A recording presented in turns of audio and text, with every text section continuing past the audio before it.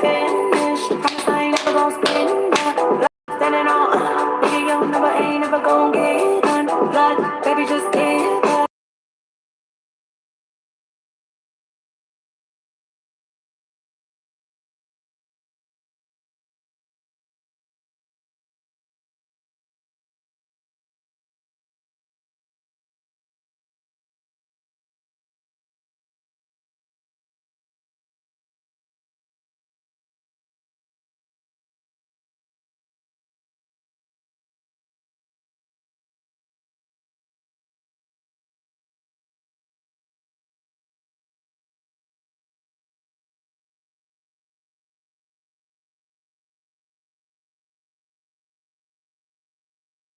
Blood standing on, nigga, your number ain't never gon' get done. Blood, baby, just give up. If you think we ever get back together, you must be deluded.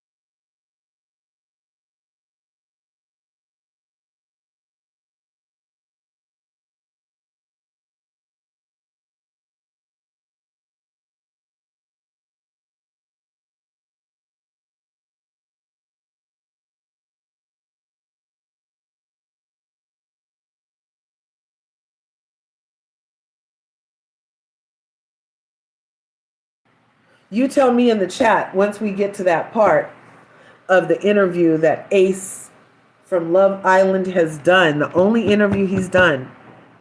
Okay? Yes, be sure you share the live out. Let's get the peoples in here. Yes, hi you guys. Have you seen the interview? All of it yet? If you have, drop your comments in the thoughts. You know how it works. All right. Okay, you guys. So we're about to listen to this interview. Like I said, we're going to comment. We're doing this under Copyright Section 107 of the Copyright Act of 1976. Fair use is made for commenting, research, education, and criticism, and it tips in the balance of nonprofit and private, I believe. So, copyrights. So we're going to go ahead and listen to this. This is the only interview that Ace has decided to do, you guys. This is the only one. Oh, see, I could just do this maybe? No. See, I'm doing the whole split two universes thing again. I love just doing it at one time. Just go live on both these platforms at one time. It's just a matter of like positioning at this point, to make it optimal for all involved, but still have control and privacy. You know what I mean? Okay. So, yeah, let's get this interview started. Shout out to Speedy. First, we're going to speed it up because I feel like, niggas be talking slow sometimes. So Let's see if this helps him get to his point. Because when he was standing on business at the Stand on Business Challenge, he was standing all right, but it wasn't on business because he never got to the point of what the business had pertained to, sir. That's what really happened. If we talking about it, now that we talking about it, doing interviews and knots and whats and whatnots, let's get to it. But you look, you didn't come here to hear me talk. Not yet anyway. Let's listen to him. Let's listen to these two guys talk. Okay, let's listen to these two guys talk. Let's go. Go ahead. If you're in my Tic Tacs, thanks for being here. By the way, love you guys. Thanks for coming through. Yes, but go ahead, yeah, and like the video. Let's get to like 5,000 likes as quick as possible. If you feel like playing, I do too. Let's add a new goal because a giving heart is a receiving heart. So, yes. We'll have a watch party. Yeah, we could have a different watch party. There we go. Okay, so go ahead and bam, bam, bam, bam, bam, bam, bam, bam, bam, bam, bam, bam, bam, bam. Look how fast I'm doing it. Bam, bam, bam, bam, bam, bam, bam, bam, bam, bam, bam, bam, bam. You bet you didn't even know I could go that fast. That's a good arm workout.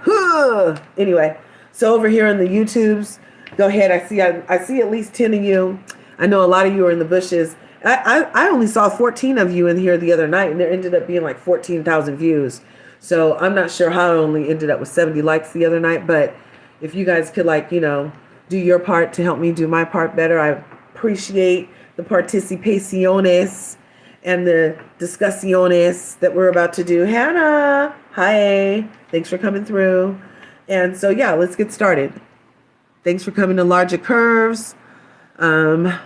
Let's go. Ace's first and only interview. Oh.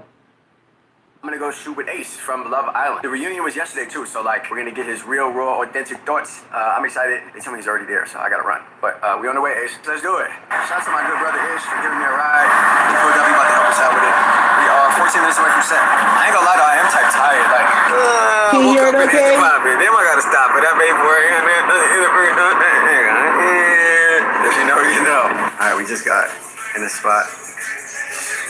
How you feel? Feeling good. Let's do it. Yes, sir. First of all, great outfit.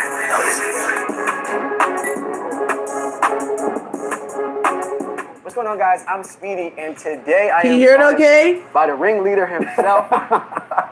Man, what's up, y'all? Ace is in the building. What's up, bro? How are you? Man, I'm feeling great, man. I'm finally decided I can do some interviews of my own. You know, I know a lot of people have been popping it. And yeah. I'm excited to really get to the bottom of shit around here. So.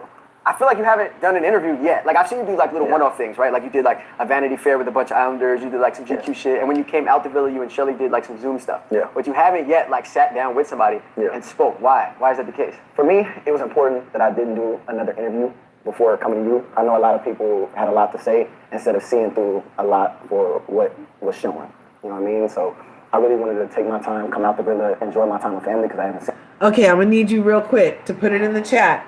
I sped this up, you guys, and he's still taking a long time to get to his point, if you ask me. And is he getting to his point? That's the other question. That's always my question when he's talking. Because was that the answer to the question? I don't know. Anyway, let's see.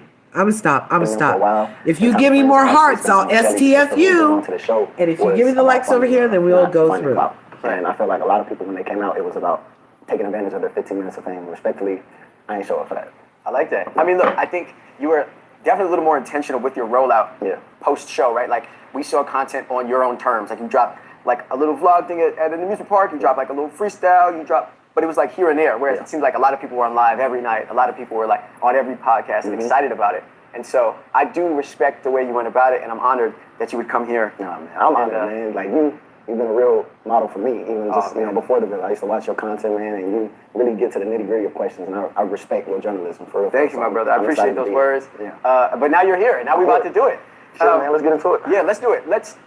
I think it's funny because you and I knew that we were doing this, but we ran into each other at a concert. Yeah. And somebody, some way, somehow caught a picture of us. Yeah. And then it kind of hit Twitter, and I won't say it went crazy, but you know, it Hi, kind of made Shelves. some rounds. Yeah. Did you see that picture? Yeah. It's funny because like usually I'm not used to that. Like going to a place and somebody's taking a little sneak picture behind the scenes and stuff like that. But I think it just alluded to the fact that we was going to be on this couch at some point in time. And it happened. Yeah. They didn't know it was going to happen. We knew. Yeah. But it was just funny, like that it happened in that way. Yeah. Before we talk about the show specifically and your time on it, I want to talk about who you are. Yeah. So your name is Ace, Yeah. but you also have your own name tatted on your back. Yeah. Like, when I was watching the show, I was like, why does he have his own name tatted? What? Yeah, man.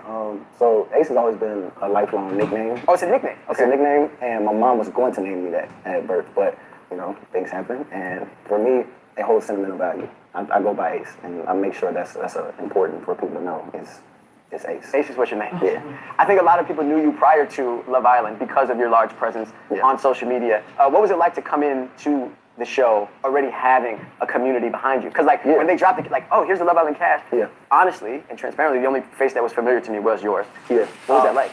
Honestly, bro, what I'm grateful for is the community that I've built and God has helped me build throughout this entire time in my journey.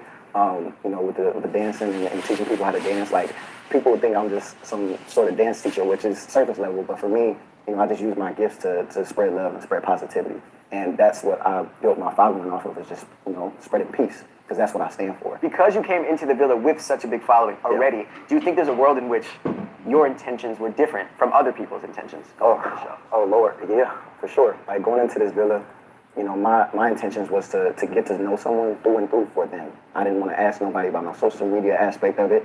And when I felt like going into this Villa and people were asking me, yo, what is your following? What's your following this? And what do you think is going to be outside of this? I don't feel people are there for genuine intentions, respectfully. And, coming from a person who has all the things, has the quote unquote, following, has the, I'm doing well for myself. And so I'm not pressed over a prize. But when I'm hearing people in those conversations, it doesn't seem genuine to me, especially when, again, I have those things, so that's not my main focus in this Villa. The reunion Yeah. came out yesterday. Yeah. When they see this, it'll probably be 2 days ago. But what are your thoughts on the reunion? Just surface level. Were you excited to go do it? Did you not want to do it? What were your thoughts on how you were portrayed throughout it? Honestly, I didn't want to do the reunion, but the only thing I wanted to do was, look at people in their face and tell them my issues I have with them, clear some things up, and really stand on business. Throughout the entire time at the reunion, I feel like things still didn't, make the cut of, certain conversations that I had, clarifications, and that is what it is. But honestly, bro, just being at the reunion, it was a little bit hard for me because, I face, anxiety, especially being up inside the Villa, and, people are like, oh, why is his voice a little shaky? Because honestly, bro, it's hard, like, dealing with it. Like, I felt some sort of depression, like, coming out, because I'm such a positive person. I'm such a happy, loving person that I'm trying to spread that to everybody else, and to see that I was portrayed as something as the opposite of who I am as a person, it's tough to deal with, and that was my only fear going into this Villa was, please just don't make me look like I'm just some evil ass nigga, respectfully. And do you feel like that's exactly what happened? honestly, yeah, and it's okay, because at the end of the day, I know who I was. And the Islanders who were there knew who I was too. And then to come home and see I was called everything but the child of God, it's a little tough, Sure. But for me, I said the things I needed to say to certain people while everybody was in one room at the reunion. That's what I cared about. It wasn't for how the reunion was going to be portrayed. Here is where I really get my shit off, and really what I say is what I say, and what I meant is what I meant.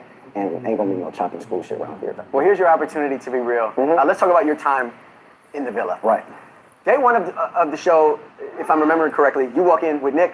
You're wearing a suit, like he was like tailored up. What do you remember about day one walking into the Villa? Were you nervous, excited? Going into this Villa, I'm seeing a bunch of beautiful women here. I'm like, okay, these women are here for a reason. I'm here for a reason. Let's truly get to know somebody for them. Regardless if 1,000 cameras are looking at us, I want to get to know somebody. So that's what my intent was, going into this Villa and really just deep dive into people, because I'm a people person. Like, I love getting to know people and why they were raised the way they were raised, the trauma that they had in 5th grade. I want to know it all. And so you walk out, you see Shelly for the very first time. Yeah. You guys kind of cleared it up on the reunion, but you guys knew each other kind of in passing. Like, you may have met once or twice and then exchanged each other on social media, but you never really knew each other for real. Right. So basically, I'm going to explain the story with that. It's like, we had met through social media type of thing, but don't nobody really know anybody through social media. So boom, she's outside the club. I recognize her from social media. I'm like, yo, what's up? Like, how you feeling? Like, you know what I mean? We chop it up with her real quick. And You know, I got the number, or not the number, but I got the Instagram and shit like that. I was like, yo, nice to meet you. Hope to see you again, type of thing. Boom, time goes on.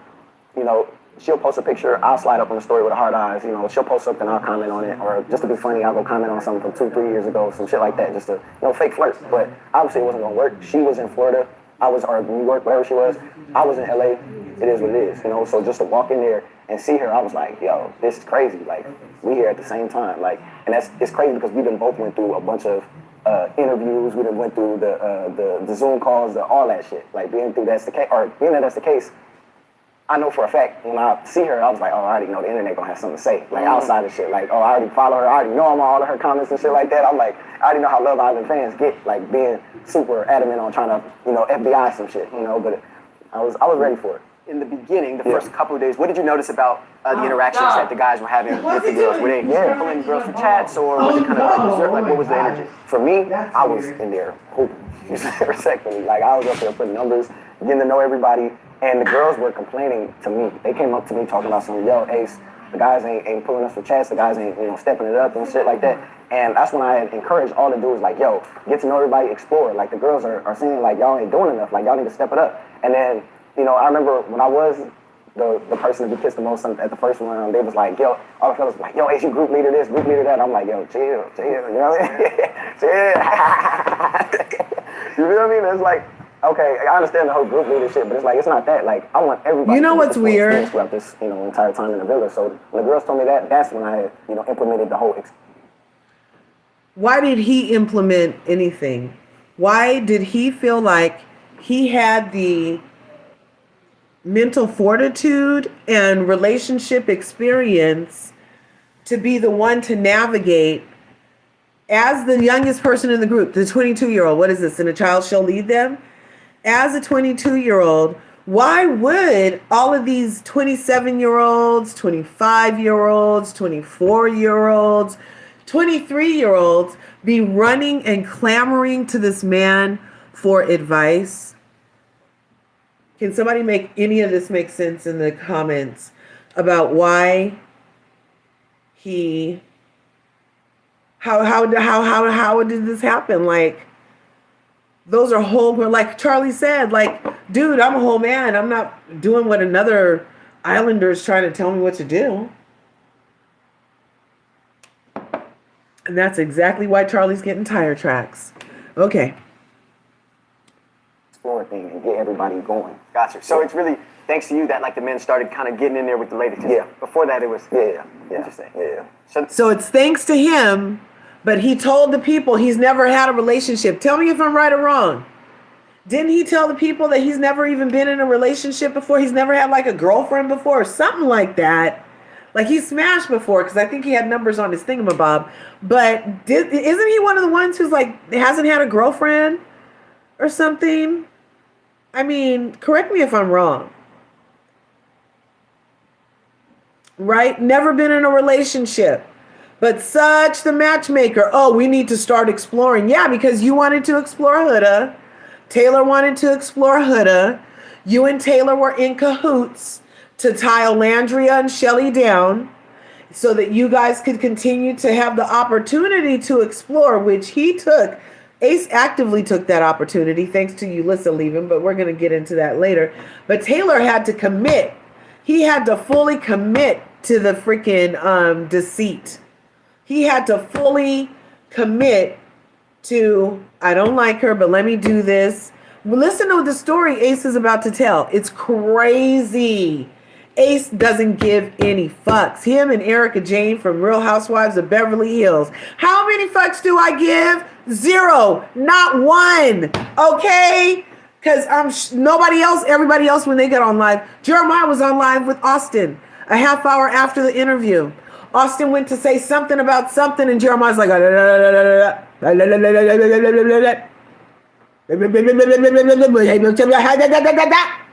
supposed to say nothing. The NDA is for a year. And then here comes Ace on this interview talking all this, talking about influences from other places and things like that. Listen to him. So maybe he is on the shits with production. Maybe he does have an in with production, which is why they felt led to listen to him at the place, because Why else would he be able to be the only islander to get out of the island and come talk this much shit?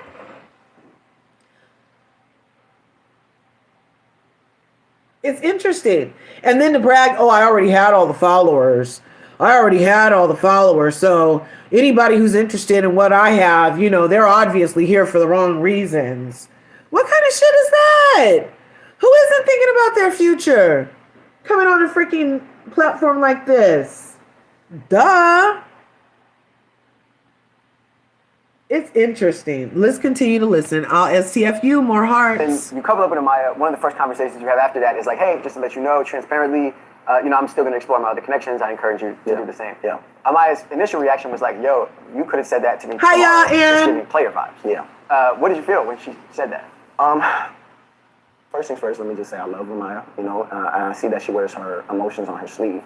What a lot of people didn't get to see within our very first conversation, she had expressed some of the traumatic experiences she's dealt within relationships. And of course, I want to be there for her and lend my shoulder to her to, cry. Obviously she's a sensitive gangster and everybody loves her for being a sensitive gangster, but it's a lot for me to take on at once because at the end of the day, I'm still trying to find love. I'm still trying to find a romantic partner. And I'm looking at a person who's going through the healing process of putting herself out there as well. So being that that's the case, I just wanted to make things clear to her because we were about to sleep in bed together, respectfully. Right. You know what I mean? Like, Love Island is Love Island, but to me, I'm going to be Ace until the day I die. So I don't care if we're on Love Island. I want to make sure ground rules are set. So that way you don't cross a boundary and I don't cross your boundary. So we don't even go down that route.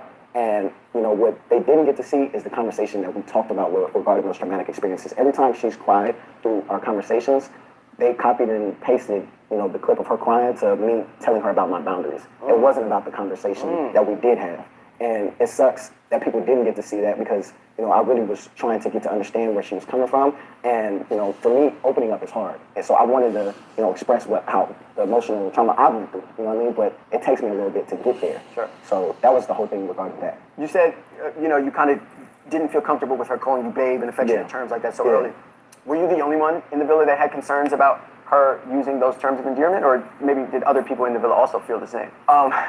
Regarding the terms of endearment thing, I grew up in LA, so everybody, calls each other babe or what's up, and, half of my family is Mexican, so, like, I grew up in Latin culture, so the whole idea of babe wasn't a problem for me. I feel like it was her trying to mark territory at that moment in time to be like, oh, this is my babe type of thing, so I'm able to tell the difference. I feel like with other people, they felt the exact same way, that she was coming on a little bit strong amongst getting to know her. And, for me, I was very apparent on making it clear to her, this is my boundary and this is how I feel. Other people didn't do the same. Got it. And So that's they may why have felt the same, but they just didn't express it. didn't voice that. You know what I mean? And to me, I feel like that's fake as hell. Like, if you gonna feel some type of way, you gonna tell all the fellas that you're not feeling this and you're not rocking with this and this is just not your cup of tea, but she's out here trying to put her best foot forward and get to know you and you're not doing the same, I can't respect it. Oh, really? So you can't respect Taylor after all, huh, bitch? Really? Really? See how he just told on himself? What's good for the goose is good for the gander. Ace just said that he can't respect other people for not saying how they feel to the person that they're in the connection with. When he's later going to talk about Taylor and Ola's relationship and how he actively participated for 20 days in the deception. And then for him to have started this whole interview out talking about his mental health and how hard it was for people to see him other than what he was. And it was so hard. And now he's about to be like, yeah, Nick isn't what he seems. He's so freaking contradictory. Oh my gosh. Even if he wasn't the ringleader, this is still that same kind of like, energy, He's been on TV shows and thought he was a big dog there, and so they should listen to him about relationships he's never been in. That doesn't make any sense. I would have been like Charlie. I would have been pushing back a lot more against Mr. Ace. He wouldn't have liked me at none of the fire pits. Not near a motherfucking one. Him stand on business. I'll stand on him. Because what? You're trying to make who believe what? That you just can't respect somebody for not telling Amaya how they really feel about her, but letting all the guys know how they feel about her. And every man there knew that Taylor wasn't into Ola. But Ola didn't know, and you never told her. Really? So that's why I'm like, he's just like so, should just dance. At this point, just dance, just shh. That's not water running, that's me saying shh. Because you just contradicted yourself. This damn video. I'm sorry, y'all. I told you I would STF you for some more hearts and likes, but I'm not seeing them. So I'm going to keep on talking until we participate with each other because we've only been 14 minutes into an hour and 11-minute video on hyperspeed, and he's already contradicted himself. I'd say about. I'll give him every 5 minutes, so at least 3 times. He's already contradicted himself on 3 major things. I want you to keep listening. Oh, I can't respect that. But I helped him. But I can't respect it. But I helped. Whatever. Look, see? And then when I start getting, just because, like, you know, I start doing like the dozens in my head, I want to, like, you know, do height things right now. But I won't, because somebody told me it's body shaming. And I don't want nobody to sit up here and call me what they could call me. And I'm not showing my entire ass on the television for your guys' entertainment either. I'm here to just comment on what I see and do a little like snarky talk. You know what I'm saying? So, but I'll keep it to myself because I got to do better to be better. So, but yeah. You know what I mean? So I love Maya and all power to her for pushing through amongst all the relationships that she's explored throughout the villa. It's just, it sucks that, you know, dudes don't have the heart to just be honest with a woman. Sure. You know? It seemed on the show, and you kind of addressed it, that one of the people that you felt was like that was Austin. For sure. That, like, he would express to the fellas, like, yo, I'm not really rocking with her like that. Yeah. But then to her, wouldn't hold that same energy. Is that Yeah. okay? Like, see, my issue with Austin is like, he doesn't just be real about his answers and what he's feeling. And for me, as a man, I can respect that. And it's funny because, you know, people are like, yo, Ace, do you have beef with Austin, yada, yada, yada. In the villa, it wasn't no quote-unquote beef, because after every... Okay, I'm starting from 14 minutes in. I'm about to do a I can't respect that counter. So far, I've heard him say it at least 4 times. So I'm going to do 4 lines on the thing. And you guys help me in the chat. If you guys hear another one, put a 0 in the chat, because he just said, I can't respect that. Okay? interaction that we would have, and it wasn't a positive one, he would come up to me, yo, I just want to say, bro, I respect you, we all good, like, it's never that deep, it's never yada, yada, yada. But then, you know, you sneak dissing on the internet, you know, like a bitch, like, that's not me. I'm not an internet ass nigga. I'm not going to go back and forth with you on the internet. So I'm going to see you in person, and let's see if you keep the same energy. At the reunion, it was not the same energy. Did you see some, like, sneak comments on the internet? Yeah. Was he saying things, or what was it? Yeah, and even at the villa, like, it would be a conversation, and it's the most funniest thing in the world. Like, we go back and forth, and he's talking about some, yo, Ace, how do you feel? So-and-so's coming back, and he's 6'8", and he's 6'5", or yada, yada, yada. So that's when the whole stand on business comment, we had talked earlier that day about the whole height thing, and that's when I told him, I was like, yo, like, you 6'5", and I'm 5'10", how you just don't have the big enough heart to just say what you want to say? Like, so there was, okay, because that, and we'll talk about that moment later, but that's a prime example of a moment to me feeling like, why is Ace talking about his height right now? Yeah. Is he trying to, like, maybe he's insecure about his height, or is he asserting some sort of dominance? Yeah. It felt like out the blue, you would say, I'm 5'10". Right, But there was some context. It was some context behind that. You know what I mean? And again, not everything gets shown. Why everything don't get shown, I don't understand, but, you know, that's TV at the end of the day. Yeah. Okay, we'll talk more about the Stand Up Business Challenge in a bit, but I want to finish up with the Amaya stuff for a sec. Yeah. People honestly felt like you bullied Amaya. When you came out of the villa and saw that, also having gone through the interactions that you went with her in real life, was it weird to you to feel like, wait, bullying her, like that didn't match up at all to what our actual experience was? Or do you feel like you were bullying her? See, coming out the villa and watching the show for the very first time, I could see how that can get misconstrued of me being bullying. But if you watch it for actually what it is, I never once raised my voice with Amaya. I was very clear and concise on how I was feeling. And me just stating my boundary, I don't see how that can be taken as me bullying. Now, quote unquote, I've seen some of the clips to where they're taking out of context and copy and pasting into different parts to where it can make it seem like I'm talking about her. That's not the case. Like, and I've been very clear with Amaya, and it sucks that people didn't get to see a friendship that we built, because after maybe about 6-7 days after the whole Babe incident, we were cool. Like, we both apologized to each other and both said, look, I'm sorry for the way I came off because this wasn't my intent. She was like, look, I'm sorry for the way this came off because that wasn't my intent. When we were able to build up a great friendship, and to come out the villa and see her, you know, taking part of, pushing the narrative that we weren't cool or like, taking part of the quote unquote bullying. Like, don't get me wrong, I don't like to go back and forth with women. Like, that's, to me, that's sassy as hell. But I will state my piece, you know what I mean, at the end of the day, And being that I seen that video, I was just like, yo, I just seen you the day prior to you making this video. And it was cool, like, it was no problems. So just to come out and see that, it hurt my feelings because, I look at her as like a sister and we're neutral now. Like, there's no beef and there's still never going to be no beef on my end. And I know it's not on her end because we chopped it up already, but it just hurt my feelings just to see that, As the story goes, you guys have this pucker or pie challenge. Yeah. Sierra, I thought was interesting, was asked, like, who is here for clout over love?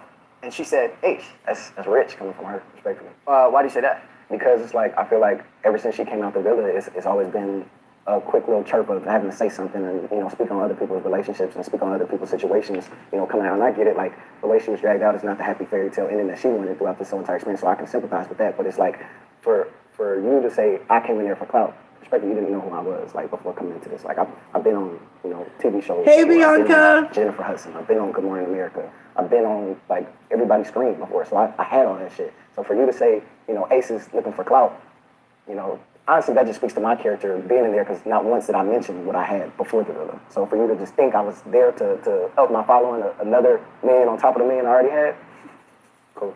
Did you get any inclination at that time that maybe she was in there for clout over love? For me, I didn't spend time with her like that every single day. But I did feel like, when she spoke, it was just very, I don't want to say rehearsed, but that's why he's so mad, right? And I knew she was, really feeling Nick, and I know Nick was feeling her. Everybody goes to get something out of it. For me, it wasn't that. A lot of other Islanders have expressed that they felt like her maybe pattern of speech or the things she was saying was like kind of pre-rehearsed or calculated. Yeah, PR. So it's interesting to hear. Yeah. No, I definitely feel like that. But again, that could just be her personality, and I can't fault her for that. But to me, it's just not my cup of tea.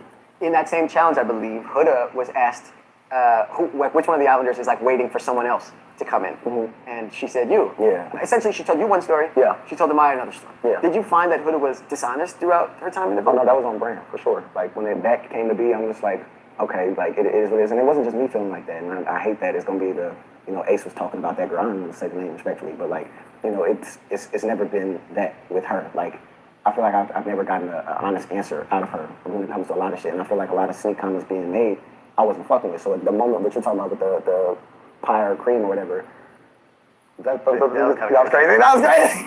Pucker or pie? Pucker or pie, whatever. Though when it came to the pucker or pie situation, I feel like when she was making this little slick comments the night before about, yo, Ace, I know you don't like to be touched, so give me a high five, like right before bed, knowing that me and Amaya have been arguing all day, it's not adding, any type of help to the situation that I got going on right now. So boom, with her, making that comment of, it was I'd rather kiss you than Amaya and all that. Respectfully, it's like that shit has already been said. I've been over that whole situation. So the fact that you're still trying to insert yourself in everybody else's issues. Ooh, thanks for 2,000 likes. Like, right on. Even Austin had felt some type of way because Huda had took his words about Shelly and transformed it into something else than it was. And it's been multiple occurrences with that, and you just gotta take that on the chin and just watch back the tapes. People felt like Taylor led LRGA on. Mm-hmm. As someone who was there firsthand, did you feel that same sentiment? My dog's squirming. What's that? Shit.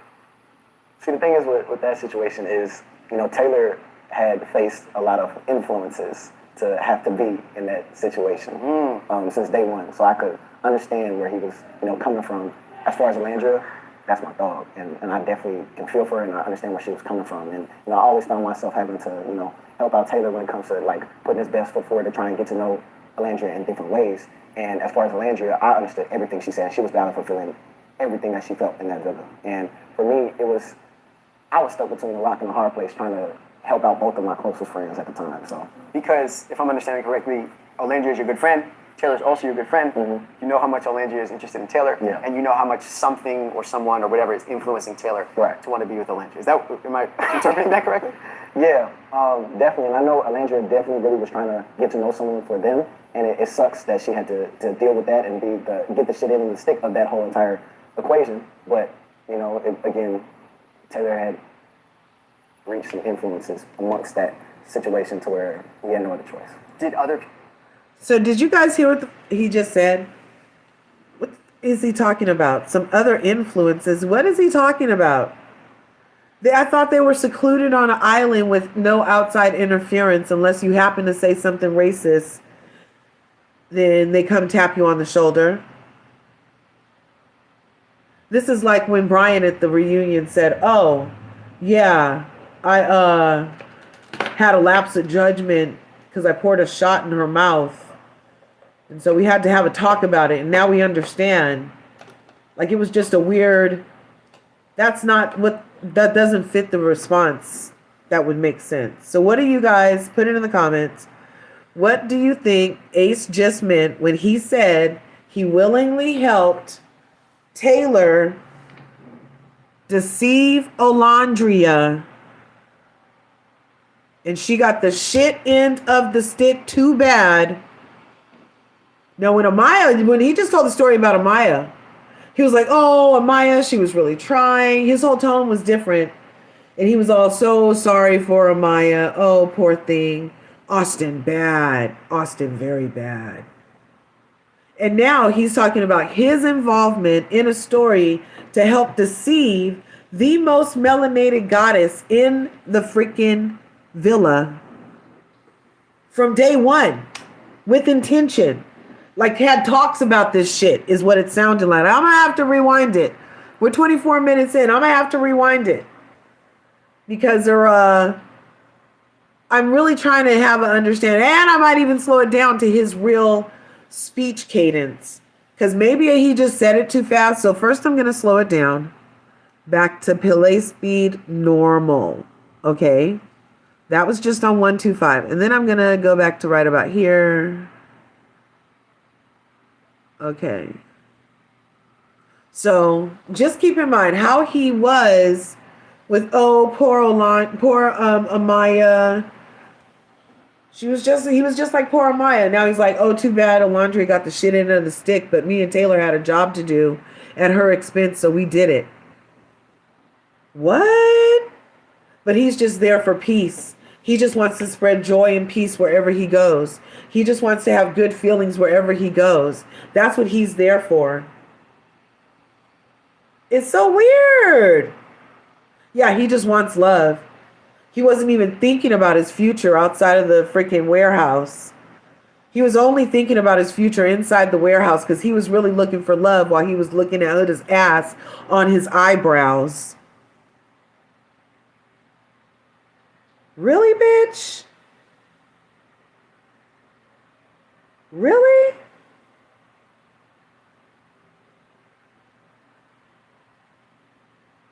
I feel a little gross because that's kind of how it felt. As a viewer, I said it before, they were in the shits together. They were in on the shits together against Olandria, actively acting against her best interests. I kept saying it. I said it in some other lives. Go check the archives. I've been said it. So for it to be an admission, I'm like, "Oh, okay, Larger, you can trust yourself. You know your shits." But I also feel gross because in real time, I was just like Duke, like the rest of you, considering it just like, "Oh, this is entertainment." They were psychologically manipulating and abusing the most melanated goddess in the villa for our entertainment, you guys. Played in our face with intention. Had Olandria look like she was chasing after a man who actively didn't want her, and we weren't motherfucking wrong because Ace just told us he was doing what he had to do because of outside influences. But they're in a villa, and I thought there was no outside, but all of a sudden a black person comes, the most melanated goddess in the villa comes, and all of a sudden we have an outside, sir. And that's where the influence is coming from for you to actively deceive the most melanated goddess, the real Bama motherfucking Barbie of the island. Waste her motherfucking time so we have time to edit her to look like a thirsty, dehydrated woman.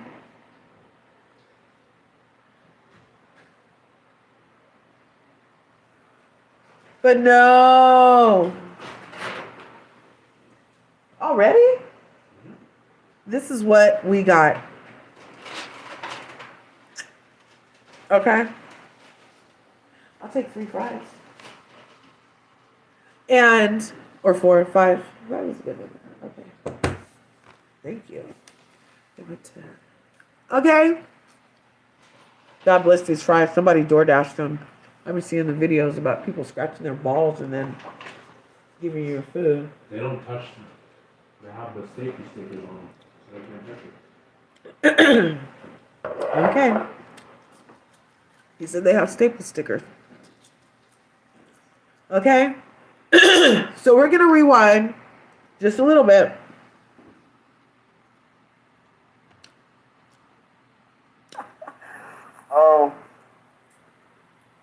Respectfully, it's like that ship has already been sailed. I've been over that whole situation. So the fact that you still trying to insert yourself in everybody else's issues is pissing me off. You know what I'll I mean? consider Like, that. I even can't respect Austin that. had felt some type of way because Huda had took his words about Shelly and transformed it into something else than it was. And it's been multiple occurrences with that. And you just gotta take that on the chin and just watch back the tapes. People felt like Taylor led Olandria on. Mm-hmm. As someone who was there firsthand, did you feel that same sentiment? Watch how he laughs at the thought, you guys. It's disgusting. He loves it. What's that? This is fucking disgusting. He's laughing. It's fucking hilarious to him. What he did to Olandria on that island, what he participated in doing to Olandria on this island. Look at him cackle. Look at him fucking cackle. He hasn't been this happy for 24 motherfucking minutes. That's how far we are in this interview. This is a ho. What you practicing for? To be Santa Claus, motherfucker? Look how he's tossing his head back. He's a jolly motherfucker right now. Laughing at the thought of what he did to this black woman. Where's EJ? Somebody get EJ. You guys know who I'm talking about. Somebody get EJ. I'm sure he would have something to say. Do you see what I see? Look at how he's laughing at the thought of wasting 20 days of Olandria's time by actively participating in fucking bamboozle cahoots against Olandria to be with Taylor, who actively didn't want her, and everybody knew. They even said it at the freaking reunion in the green room. All the people were in the blue suits were talking about, oh, yeah, everybody pretty much knew, didn't they, bro? Head tossed back, laughing. I think Shelly might be in danger. Because if you can get this much joy out of hurting one black woman, out of hurting one melanated goddess, ultra melanated, the most melanated Bama Barbie up in the villa, if this gives you so much joy,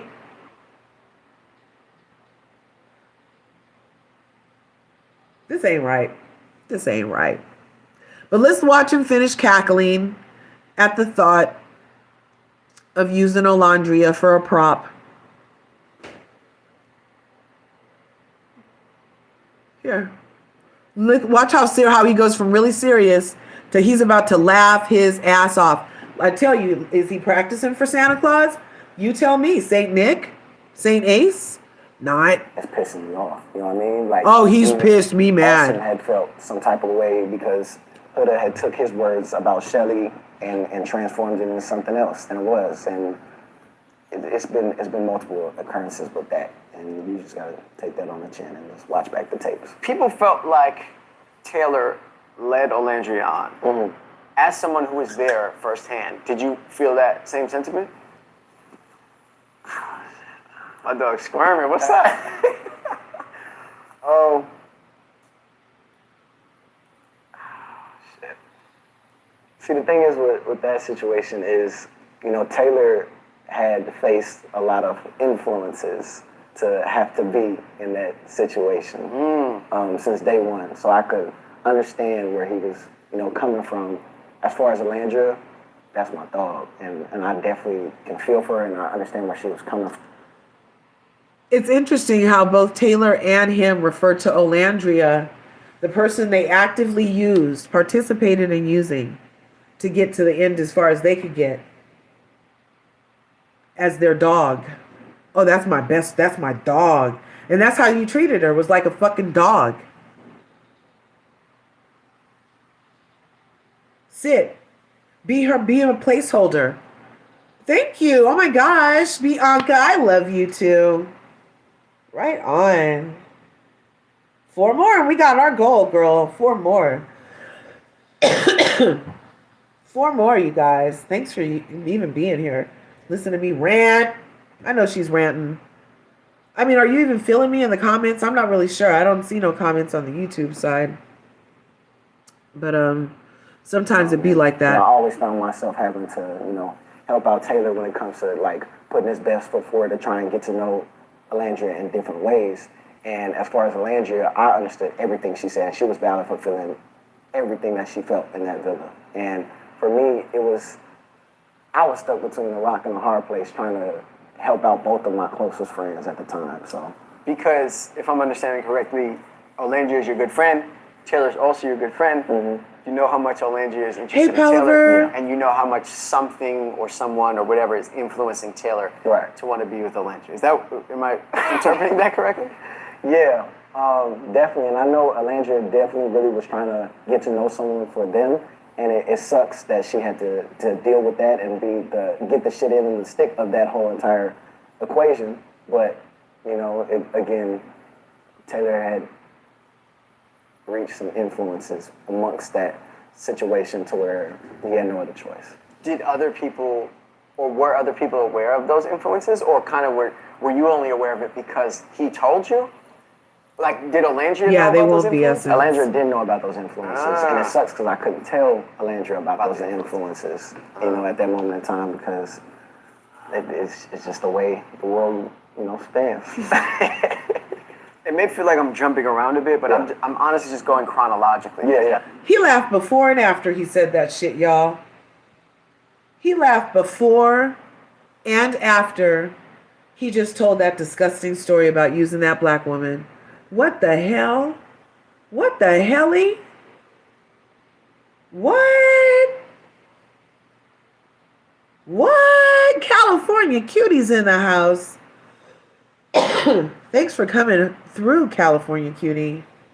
Yeah. You didn't see this interview. Well, stay around. We're only 24 minutes into him being inconsistent and talking about respect, but only applying it when he needs to. And then he just said, ooh, did you watch Love Island, California cutie? Because don't threaten me to rewind what he just said about how Taylor just used Alandria and he was in on it. And that's his dog and his best friend, but he had to do what he had to do, basically, is what I've heard. That's what I heard between lines while he was giggling and throwing his head back like he was practicing to be a motherfucking Saint Nick at the mall. Ho, ho, ho, ho, ho, ho, ho, ho, ho. Oh, we used Olandria all 3 weeks. And then he had the nerve to get up there and be like, I picked Clark, all evil and fucking mean, after he knowingly used her for 3 weeks? That just gave me chills. That's disgusting. Literal chills. It's gross. And then he sat at the fucking fire pit and embarrassed her like that? That's some foul shit, 3 Dreads. And I dreaded the day I saw your ass now, cowboy hat. Actively participated. The whole I Pick Clark thing. Videos and videos afterwards. All the little snide remarks. And it was a plot from the start, bitch? Really, bitch? Oh, that is some foul McFuckery. Ooh-wee! That's some ooh-wee! Got that ooh-wee where right here. Ace, Taylor. In on the shits against Ola. And she was just partying with his little ass this weekend. And so they partied together this weekend for Shelly's birthday. She went to Sea Red. Is that what the name of the hair thing is? With Tina Knowles and Beyonce. And then they went to a club here, a club there, here a club, there a club, everywhere, sip and see. And then they was at the club partying, looking ever so. And then they went to the reunion. Then the reunion film aired because the reunion had already been filmed. So they kicked it this weekend. The reunion aired. This video had already been processed. Or no, it was in real time. The video was shot the day after the reunion. And I'm like, oh, there hasn't been nothing released from not Olandria really. No, Olandria went to Tuskegee, so she was posting about that. Nick hasn't posted. None of the Stan accounts have really posted. It's been really interestingly quiet as far as the Nicolandria Nation because of what else. This isn't the only thing. Not only is he going to admit to actively using Olandria, but your ears are about to bleed some more, y'all, because you're about to hear him talk about how he doesn't believe in Nicolandria. And instead of just pull her to the side, because she's already been embarrassed enough by the plot that you just admitted to being part of 510. That's an area code up here in the Bay. So I'm not being totally rude. What's it mean when it has two meanings? 510. What's good? So his name officially now is 510. We're just going to call him 510, which could be an area code or his height. You tell me. But 510 just admitted to being part of a plot after chastising, scolding, and I can respect that 4 times in a conversation about motherfucking Austin's ass, according to him, not being as upfront with the Maya was because he was just setting healthy boundaries. See, when my nose flares like this, that means I'm right. That means I'm telling you the truth. Can't you see my nose is flaring right here when I'm talking to you? Really? So he actively participated in her downfall. And now that she's on the up, just a wee bit, McClurney, just a wee bit. Oh, my Irish eyes are smiling at this. They are, aren't they? Oh, my lucky charms. You're not being so lucky for me, are you, 510? No. You're a wee one, aren't you? You're a wee naughty, aren't you? Out here talking all this flapping gums about other men's balls in business again, aren't you? Oh, McClurney, I haven't learned your lesson yet, have you? About being in other men's pants, have you? Oh, no, you were right in Jeremiah's pants, weren't you? All up in his balls. Yes. What's in here? Oh, not my business, but let me try to handle yours. That's not how it works in the bathroom, sir. Trigger warning. What? Just like how when we felt like he was the ringleader for sending Jeremiah home because he wanted Huda's ass on his eyebrows again the first week, and Jeremiah's eyebrows were in the way.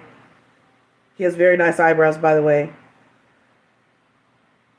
And it felt like he was hating because he wanted something for himself. Now here he is, his first interview, his first and only interview by his own mouth. He's not really planning on doing this too many more times. He don't want to play with y'all. He likes to just drop little, like, freaking bombs and run, I guess. I don't know.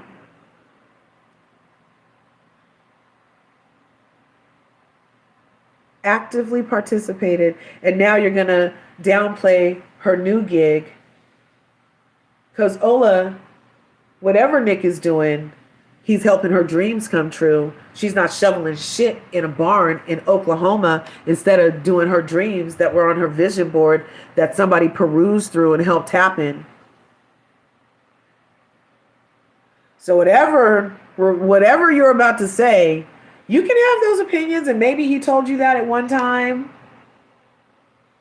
But if you also haven't talked to him since then, and now they've been to Greece and so many other things, then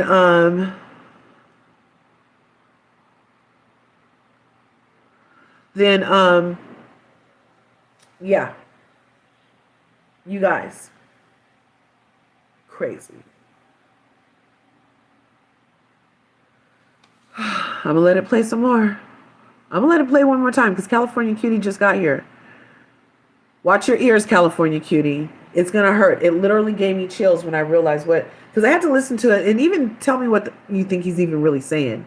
Because I have a theory that he doesn't really answer the questions. He kind of talks around and then makes his nose flare. See, my nose is flaring. I'm 5'10". I'm 5'10". My nose is flaring. I'm in charge. I'm in charge. Listen to me. I'm in charge. I'm here. You're there. I've never been in a relationship before, but I know when you should explore and when you shouldn't. Okay. Okay. Let me check your pants. Landry, as someone who was there firsthand, did you feel that same sentiment? My dog's squirming. What's that? Oh, shit. See, the thing is with that situation is, Taylor had faced a lot of influences to have to be in that situation since day one. So I could understand where he was, coming from.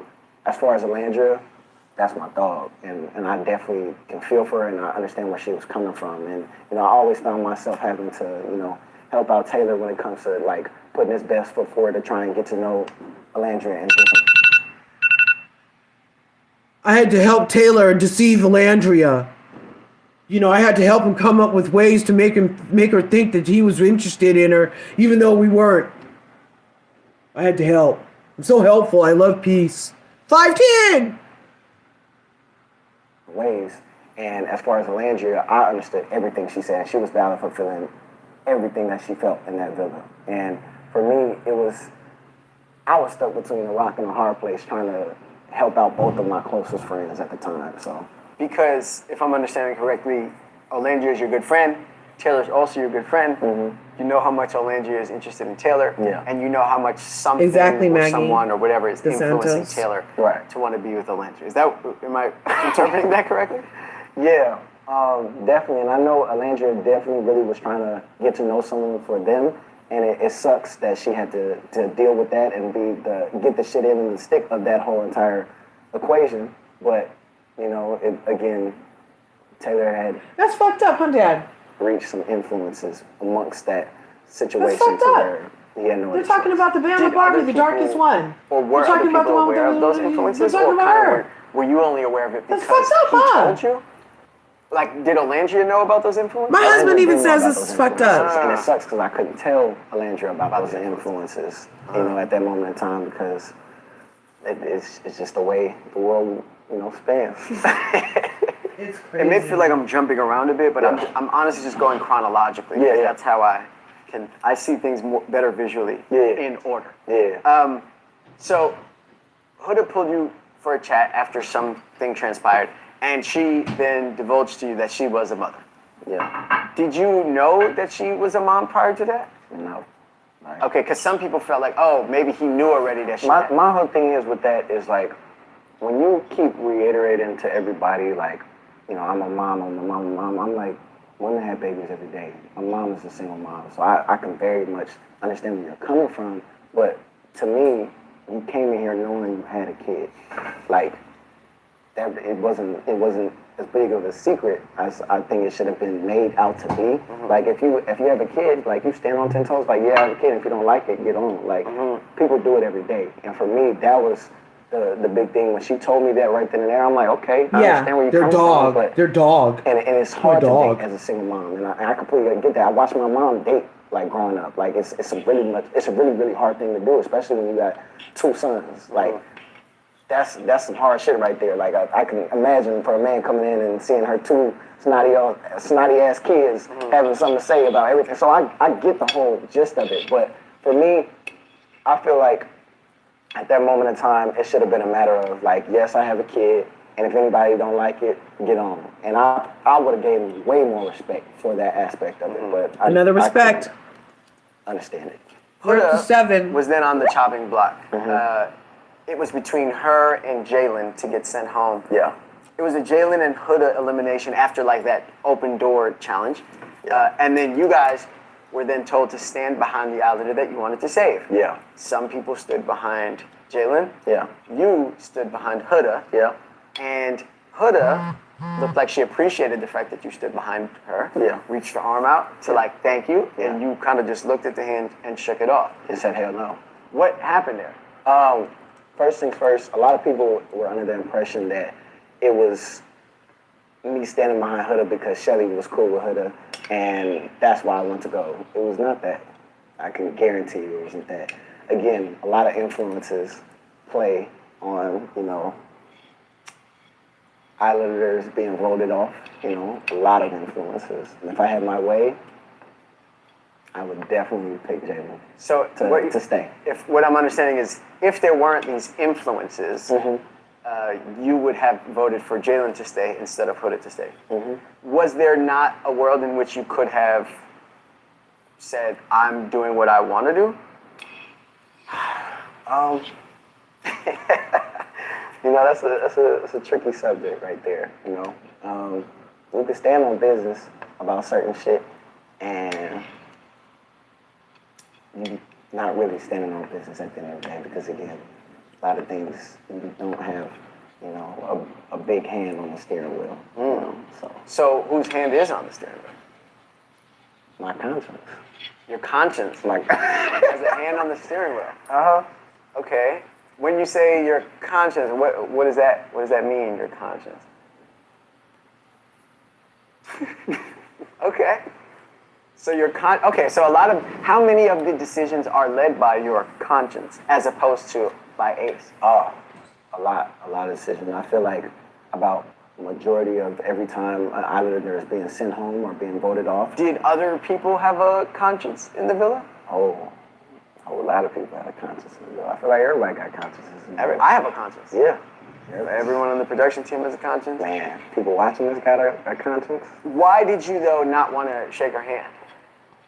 Because I wanted to make it clear to her it wasn't about her in that moment. Like, it wasn't my choice to, really stand behind you and have your back because, again, it wasn't about you. For me, it was a point to make it that this decision is not about you.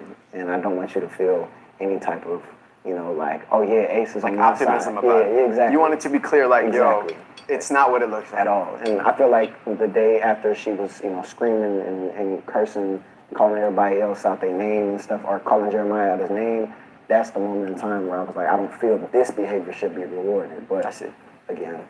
So, lastly, though, on the conscious thing, is it difficult, like, okay, from what I've gleaned about you and your persona on the show, you're like a man who's like confident and stands firm on what he believes. Is it tough for you to have to kind of choose between your conscience and who you are and what you actually want to do as a person? Did that get frustrating for you? It does. It definitely is frustrating because, as a man, I feel like all you have is your word. And what you are saying to people matters. And for me, that was what I battled with throughout this entire season. I'd stand on business about how I'm feeling about certain things. I'll call shit like it is. I never played, two sides of the fence. Like, I try and see things from both perspectives, but I just give my opinion when it's asked. Okay, we're 30 minutes into an hour and 11-minute video. I slowed it down to see if we could make all the circles he's talking, stop spinning. He's not really answering questions like just direct. It's like this whole story around Aceville. And he does not apply his moral character compass thing that he has all his whole shtick about respect. He doesn't apply it evenly, especially when his conscience is involved. But all he has is his word. And even though he just told us that he actively participated in helping Taylor deceive Olandria for 3 weeks plus, that he never played two sides. He never did anything to hurt anybody. He never. You guys. He's effing 22. Yes. Oh no, he did just turn 23 the other day. His hypothalamus still isn't fully engaged, you guys. Palaver says, mofo, sorry, I'm heated, Napoleon. Grrr. Now I'm worried for Shelly. Futures with Ace. Not looking good for her. That's what I'm saying. If he could take... Did you see how he threw his head back laughing at the thought of what him and Taylor did to Olandria? And then as soon as he finished the story, he laughed again. It was so... Oh my gosh, this is great. Oh my gosh.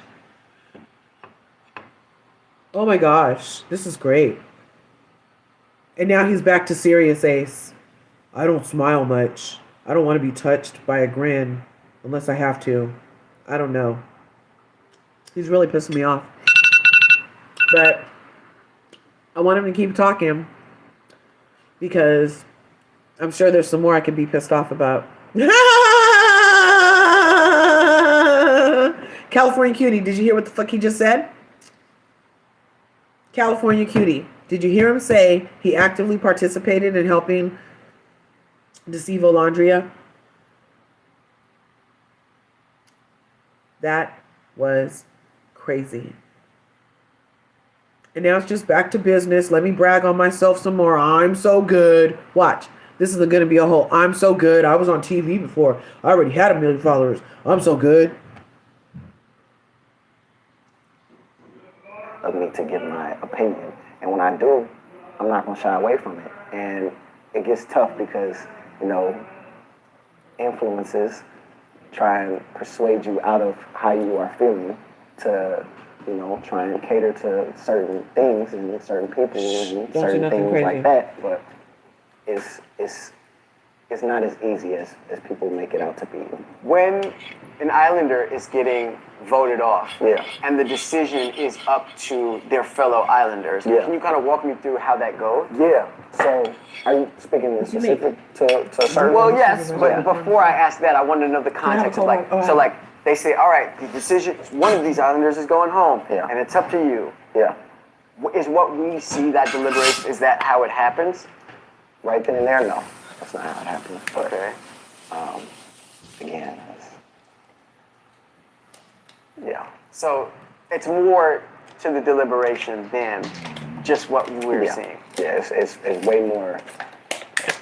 That for me, this is the most frustrating part about it. It's the fact of it's a lot more that goes down amongst picking an Islander to go home that people are ever going to get to see and get to witness. And that's the tough thing about it. Like, people think it's just made right there in that moment. If we took 2 minutes to talk about it and get somebody home, it's way more than that. Again, this is television at the end of the day. But it is what it is, and I'm able to take it on the chin and be the main person for someone to go home. Cool. I'll be able to handle that. So we see maybe like 2 minutes of deliberation. Yeah. How long are you guys actually deliberating for?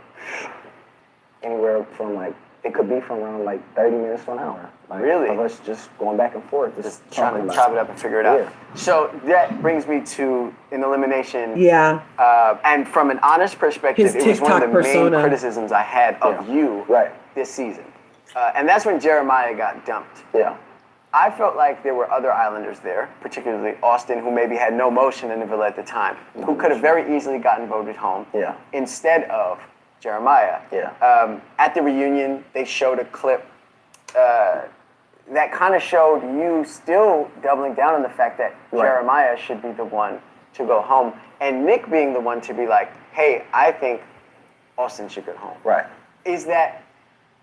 Is what we saw actually how it transpired? No, not at all. Even at the reunion, they didn't show this. I don't understand why they didn't show it, but, again, that's how the world works. But I had said this is not the full clip. You guys are starting this clip at, I think we should send Jeremiah home. We went through the pros and cons of every person, all of us.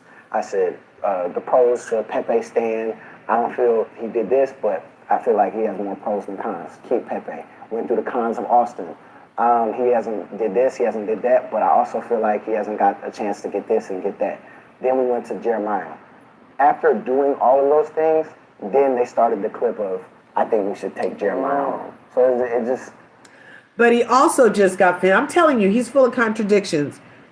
He also just got finished telling us that he didn't respect Austin for not telling Amaya what he really thought of her and pulling a Taylor, going around letting everybody with scrotums know that he's not into the box he has for some strange reason.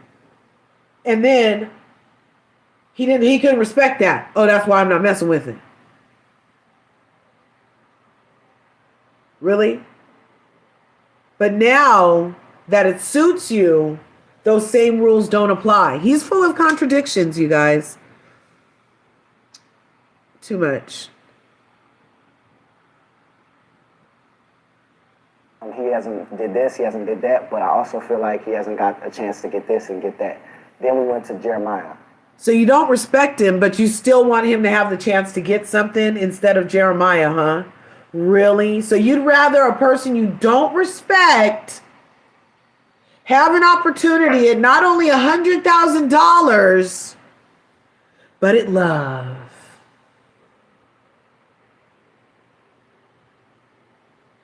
And you don't respect his ass, but he needs a chance over Jeremiah. If there's any chance a person I don't respect can have a chance at love, then fuck Jeremiah. Yeah, he already has a connection. He already is doing it. I told him explore. He's exploring. He's totally Dora and Mia Strela. Yeah, no swipey. Yeah, he's doing all the things. Damn. What else can I do? Oh, I know. Let me save the person I don't respect, because that's going to make the most sense. And then I'm going to go on this interview, and as soon as my nose flares, they're all going to believe I'm right. Watch this.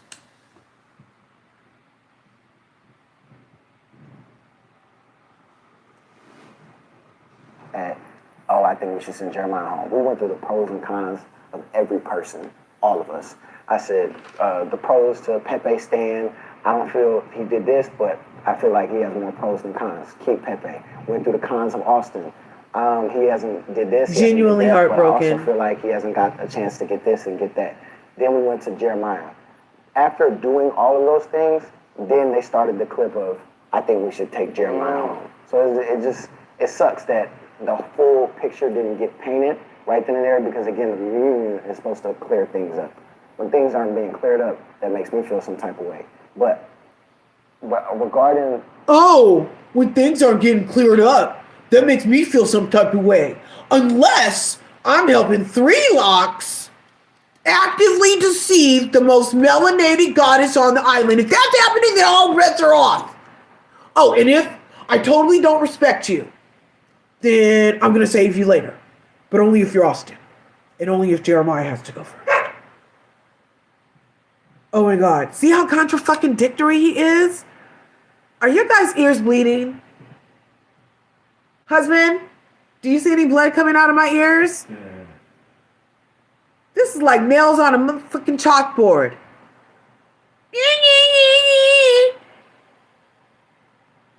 But I'm committed to this, so let's finish this bullshit.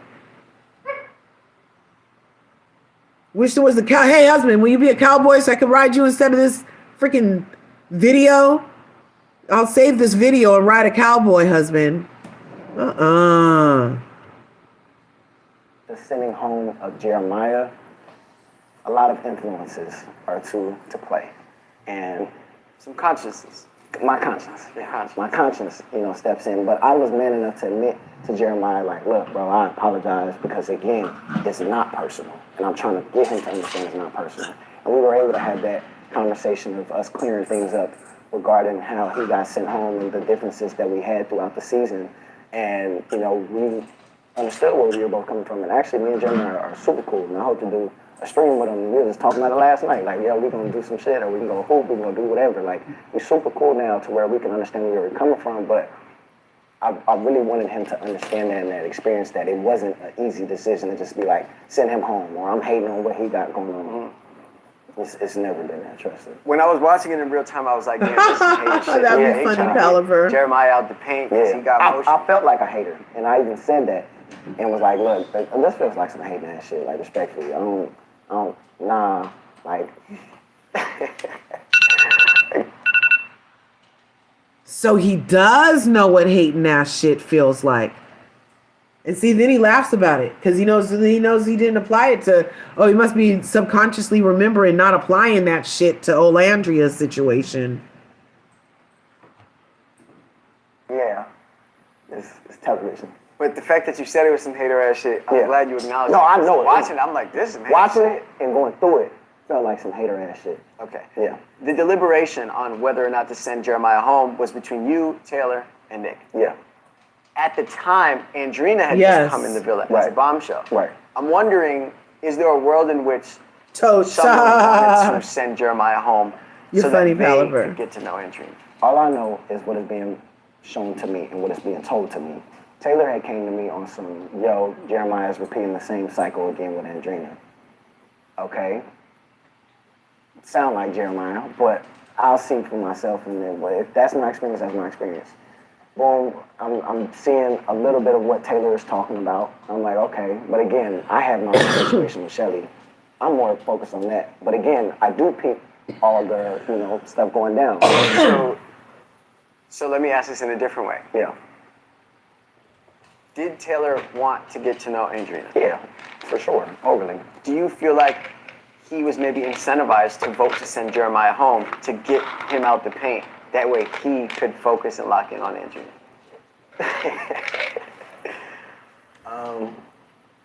I know he definitely really wanted to get to know Andrina.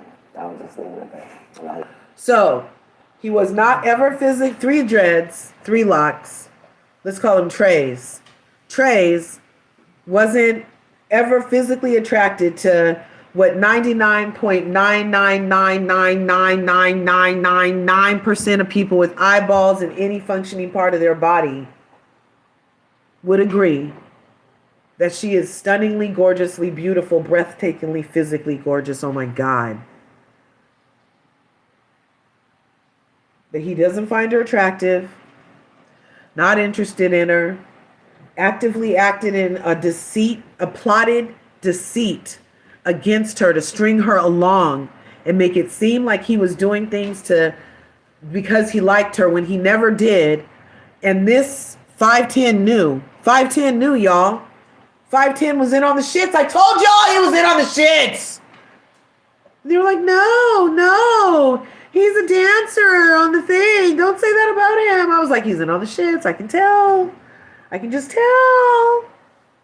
I don't think he likes Olandria. I can tell. He don't like her like that.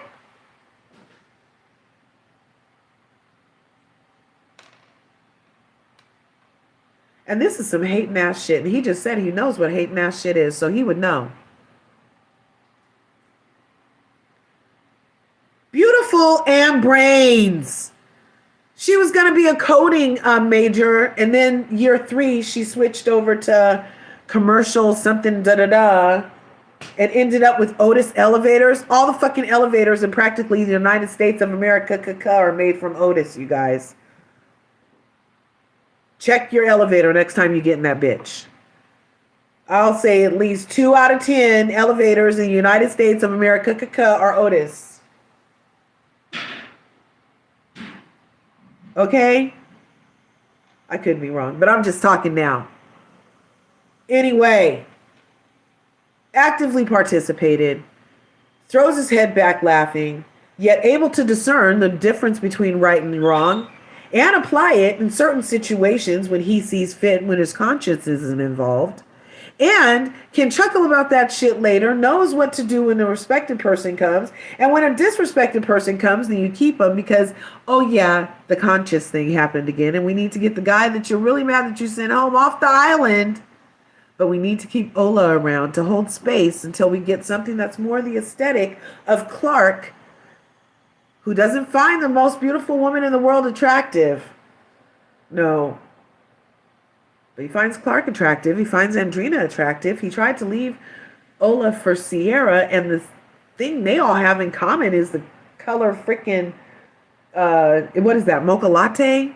Is that caramel mocha latte? Is that a caramel frappuccino? Is that what that tinge is? Caramel frappuccino. He likes a nice caramel frappuccino. He doesn't like double mocha deep dark cacao, 98%, 99.999% cacao. He don't like that shit. He only likes caramel mocha latte frappuccinos. Okay, we get it, bro. We get it.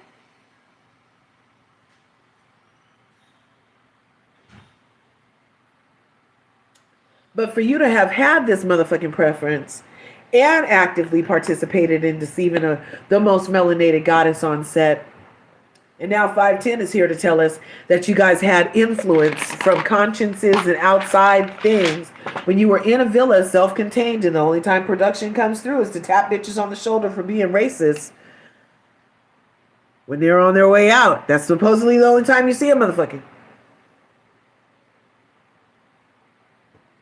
What was the outside influence, Ariana? Was the outside influence Ariana? Are you trying to tell us that the outside influence was Ariana? Because she was only inside, outside. She was the only person I saw coming and going the whole time. So are you trying to tell me that Ariana, the one who told Rachel Levis, to F herself with the cheese grater? Are you telling me she's the one who told you to actively participate in depicting the most melanated goddess in the villa in this light and deceiving her and wasting her experience of time? Is that what, I mean, I feel like you're trying to tell me a lot without saying shit already. Mr. My Conscious told me to do it. If you breaking fourth walls and you stand on business, then stand on business. Because I'm still a little confused as to what the conscience is, because usually that's the thing that makes you do right from wrong, not actively participate in deceiving somebody that looks like your mama.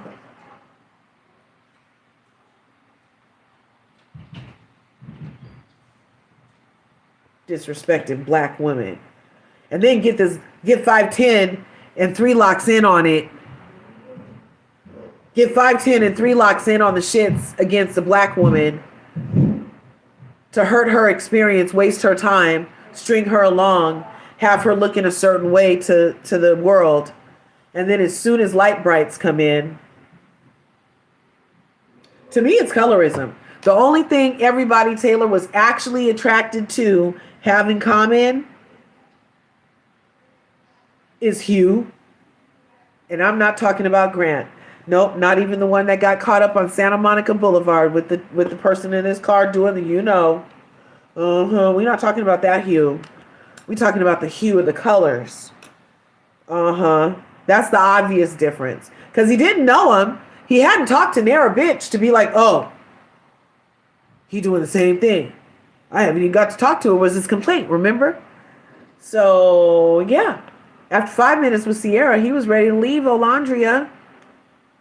5 minutes with a Sierra. So he hadn't really talked to her as much as he talked to Olandria. He was ready to leave her, remember? What was the difference? Oh, really? And then Huda was always there. He was mad at that.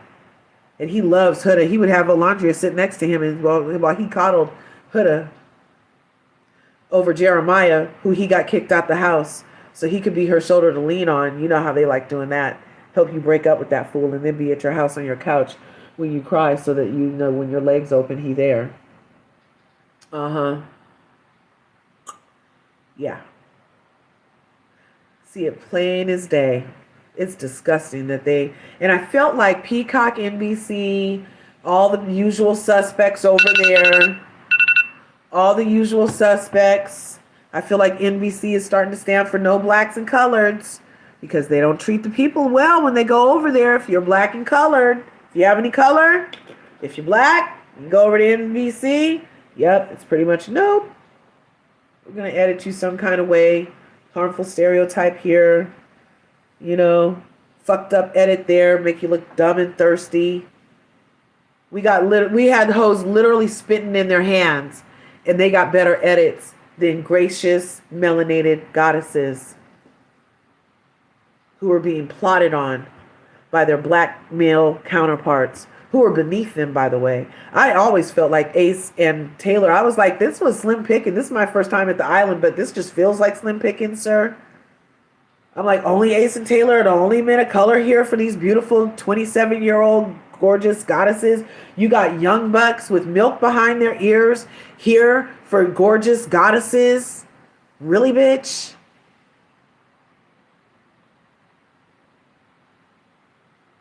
You beg a bitch to be on your show for 3 years and then actively participate in her deceit while she's on the show with you? Really? And I'm supposed to think that you're for black people? Really?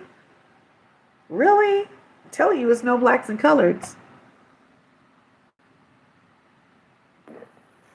What was your experience with Andrina?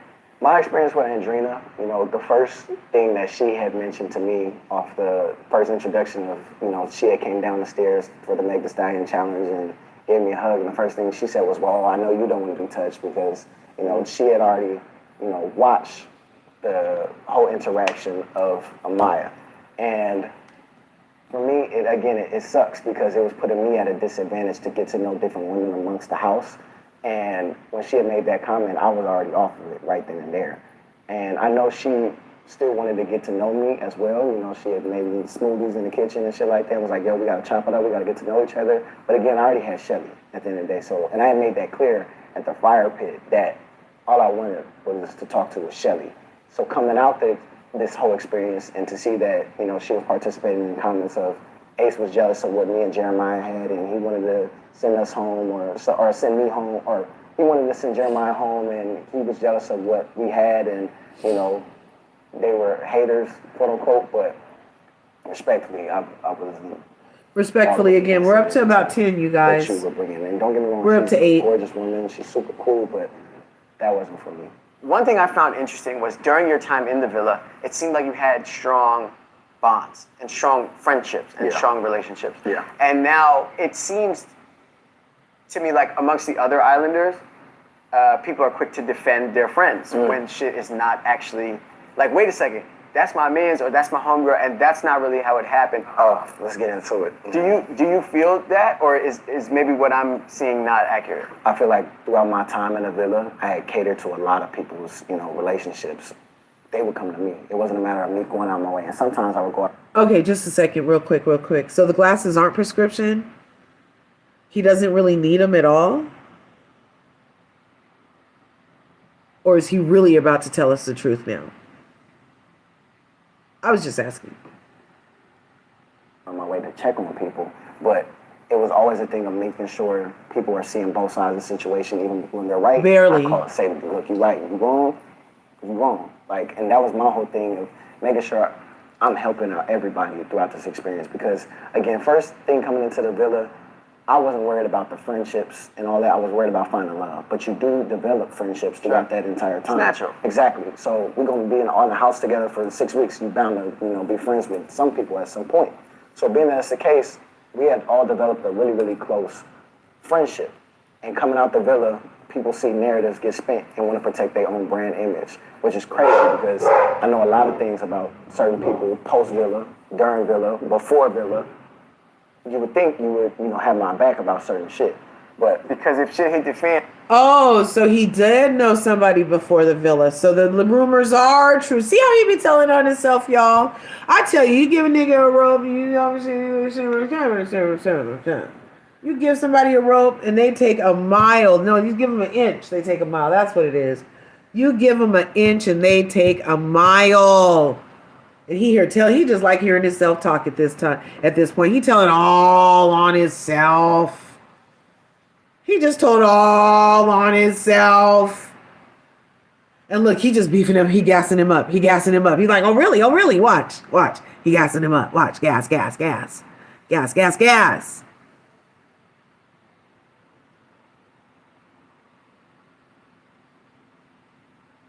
a lot of things about certain people post-villa, during villa, before villa.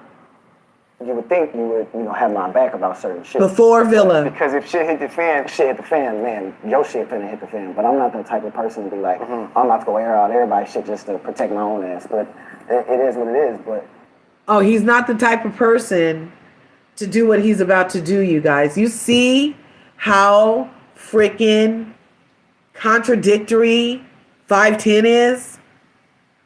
Actually, I might have to change it from 510 because that's my hometown area code. That's my hometown area code. I might have to change it because I like 510 too much to besmirch it with the likes of Ace at this moment. Ace does mean one. I'm gonna have to think of something else. I'm retracting 510 at this point. Retracting it. Oh, Bianca, thank you. Yay. Perfume. Oh my God. I actually went to it's one of those, perfume shops at Arden Mall today. And I went and I asked for the Escada is my house. Escada. And they have some fabulous, like Miami Blossom and some Fairy Tale or something like that. But they have some new Escadas. If you ladies ever get a chance, go sniff the latest Escada at your local Sephora, or if you can find it there, or at the place in the mall that has all the scents in there, Yeah, smells so good. Oh my God, I love it. It smells so good. Shelly is the woman he's in love with and barely mentions her. He's so busy talking about everybody else, Elle. Yeah, no mention of Shelly. No mention. She's so attractive. He likes the light skins attractive, though. Yep. Thanks for the follow. Right on. I'll be trying to follow you guys all back when I get off of here. There'll be so many, and then the page disappears. You know how that happens. And then you have to scroll down and down and down. He's getting exactly what he wants. People talking about his fake ass. Right? He's so fakey McFakerson right now.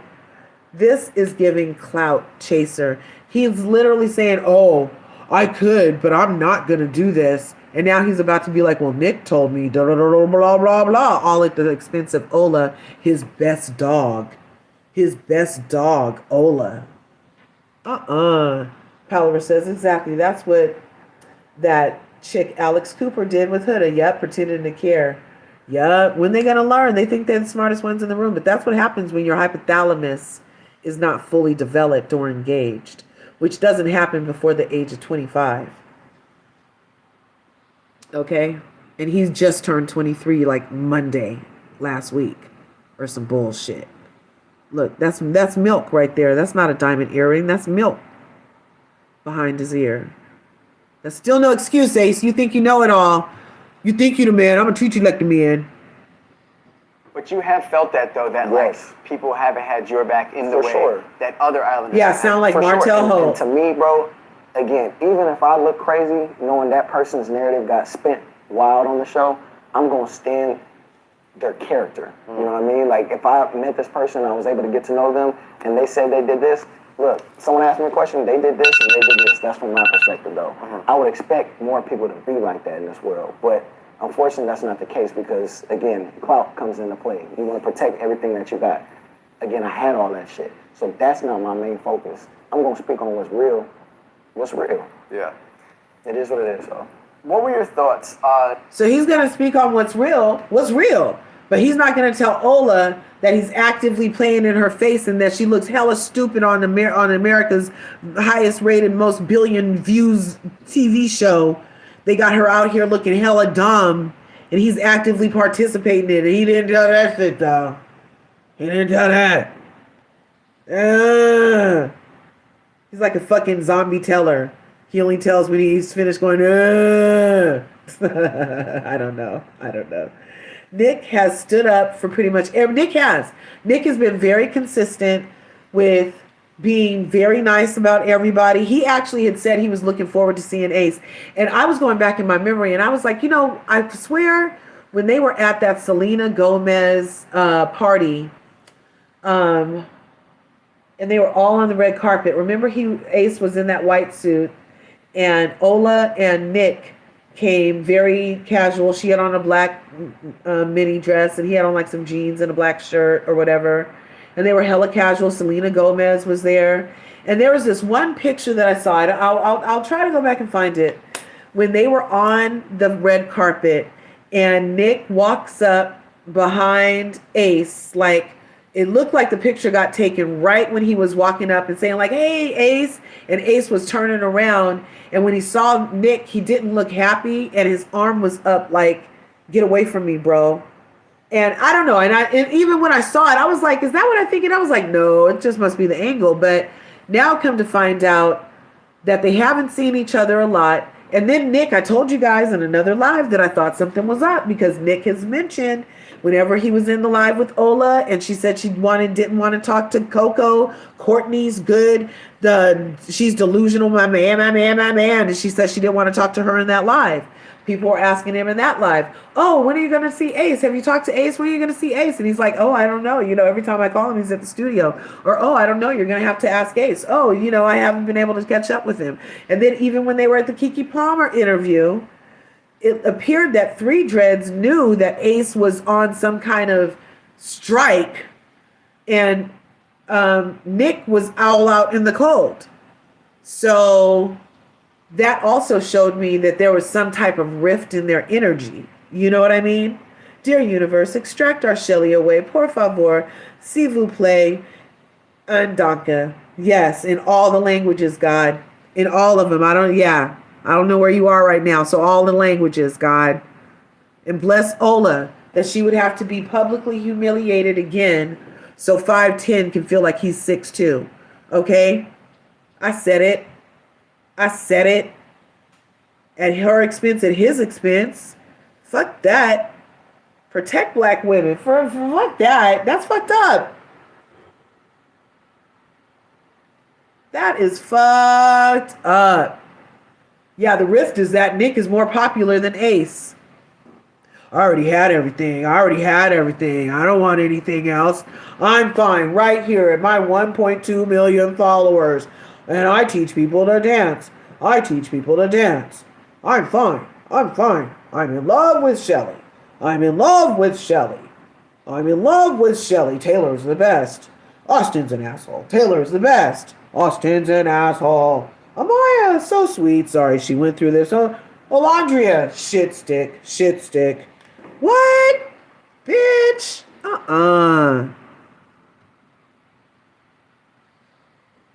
Olandria and Nick getting dumped and then being brought back as a couple.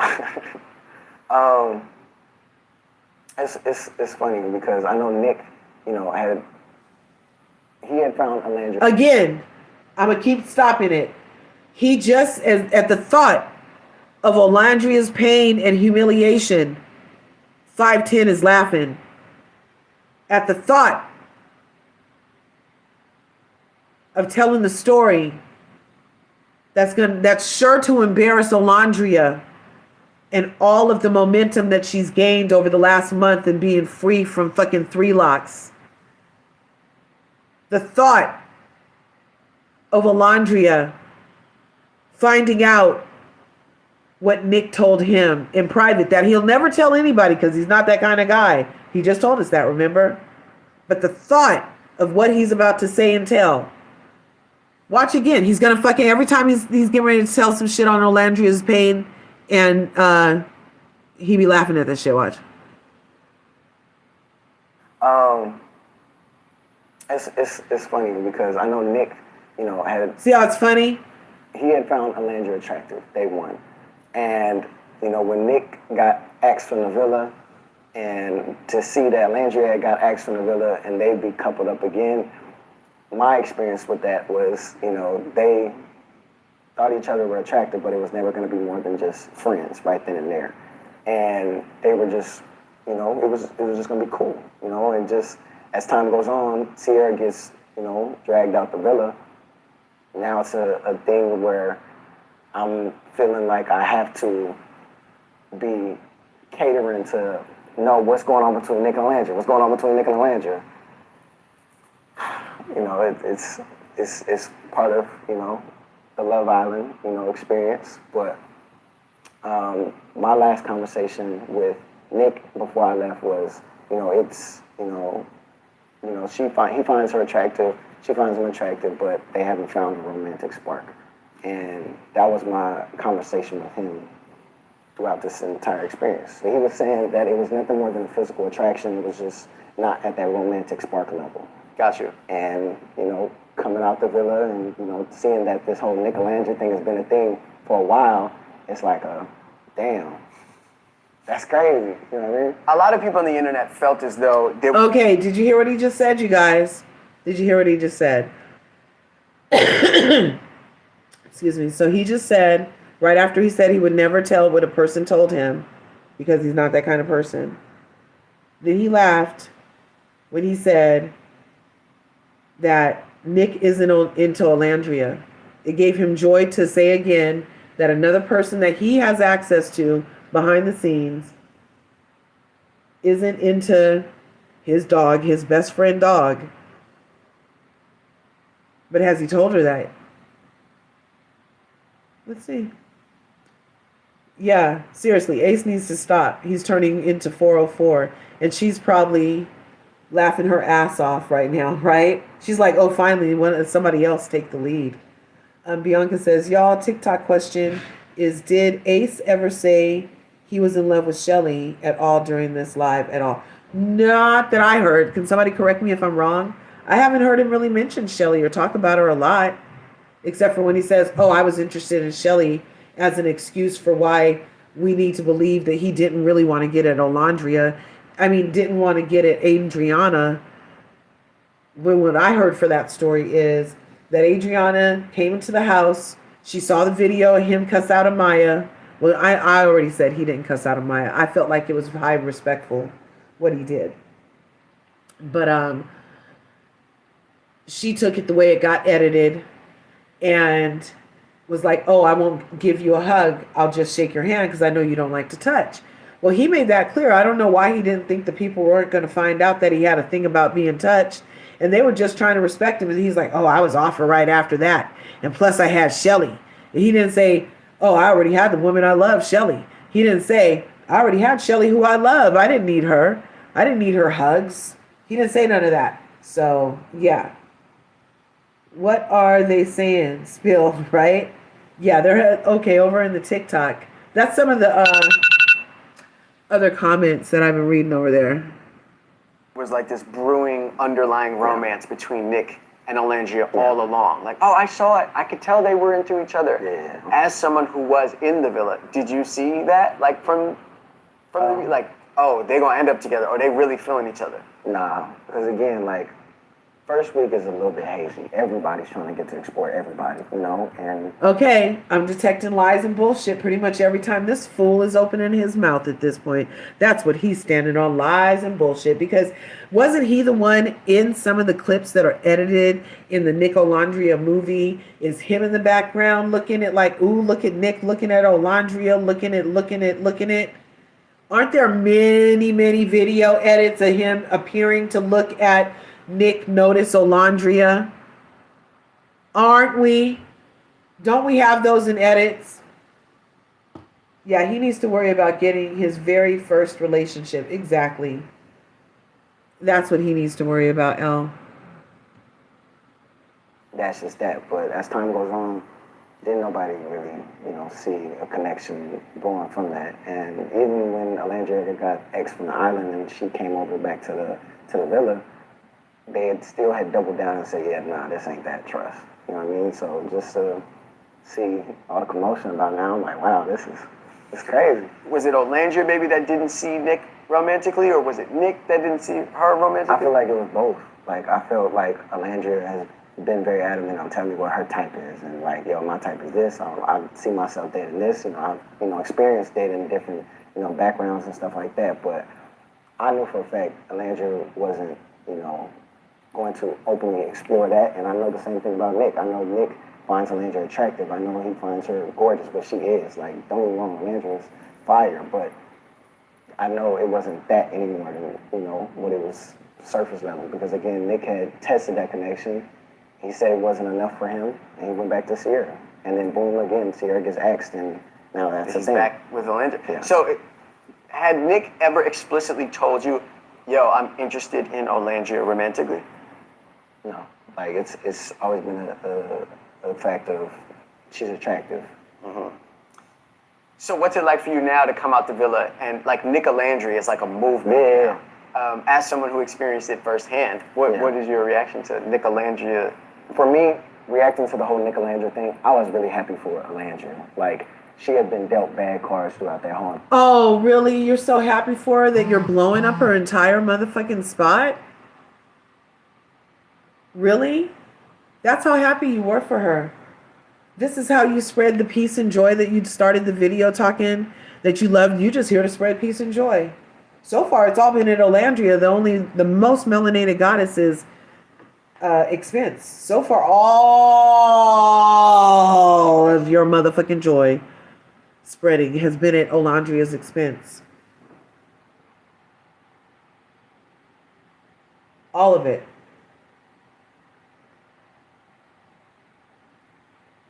Really? Really?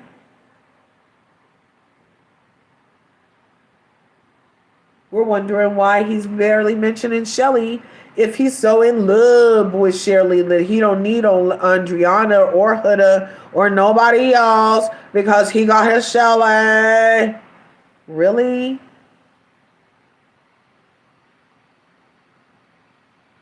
I don't know. Maybe he hasn't been in a relationship by age 22 for a reason, you guys.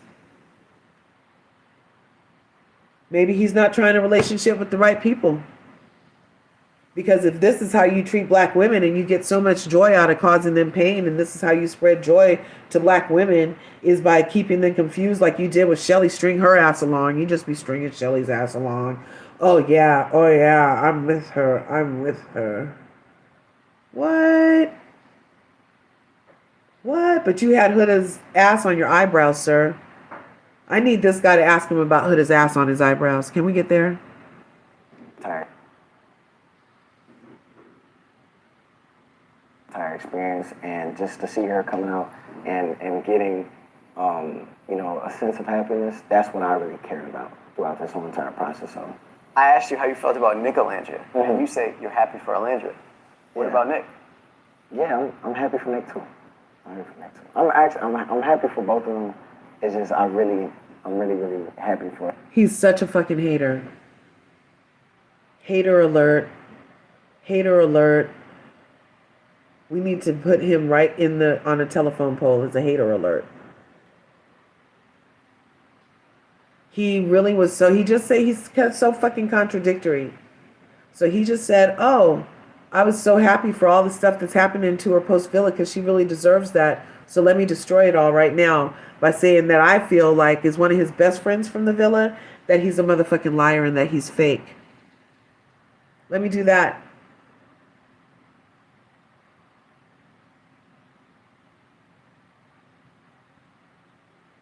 Because I love her so much. Oh, I have her best interests at heart. So good.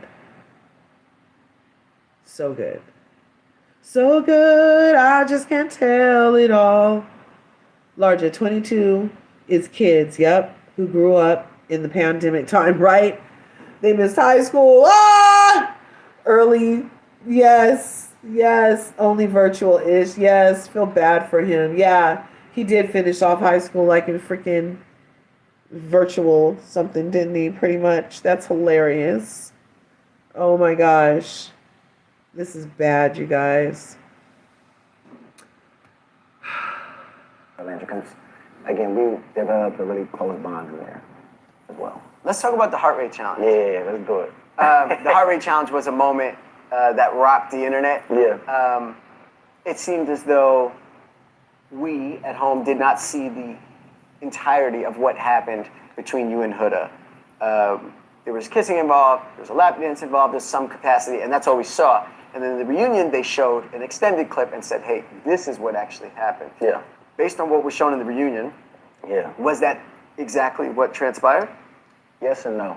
Like, I feel like the clip was sped up a little bit more than what it was made out to be because, again, everybody was looking around for about a good, like, maybe 5, 6, 7 seconds, like, what the hell is going on right now? And don't get me wrong, too, everybody's like, one thing I seen amongst everybody was, why isn't Shelly holding Ace accountable for wilding out in that Yeah, I challenge? was going to ask you that. Did you feel any, or do you feel any responsibility in that to take accountability for your actions in it? Yes and no. Like, for sure, amongst that whole entire process, throughout the whole entire season, we have been preaching it's a challenge, it's a challenge, it's a challenge.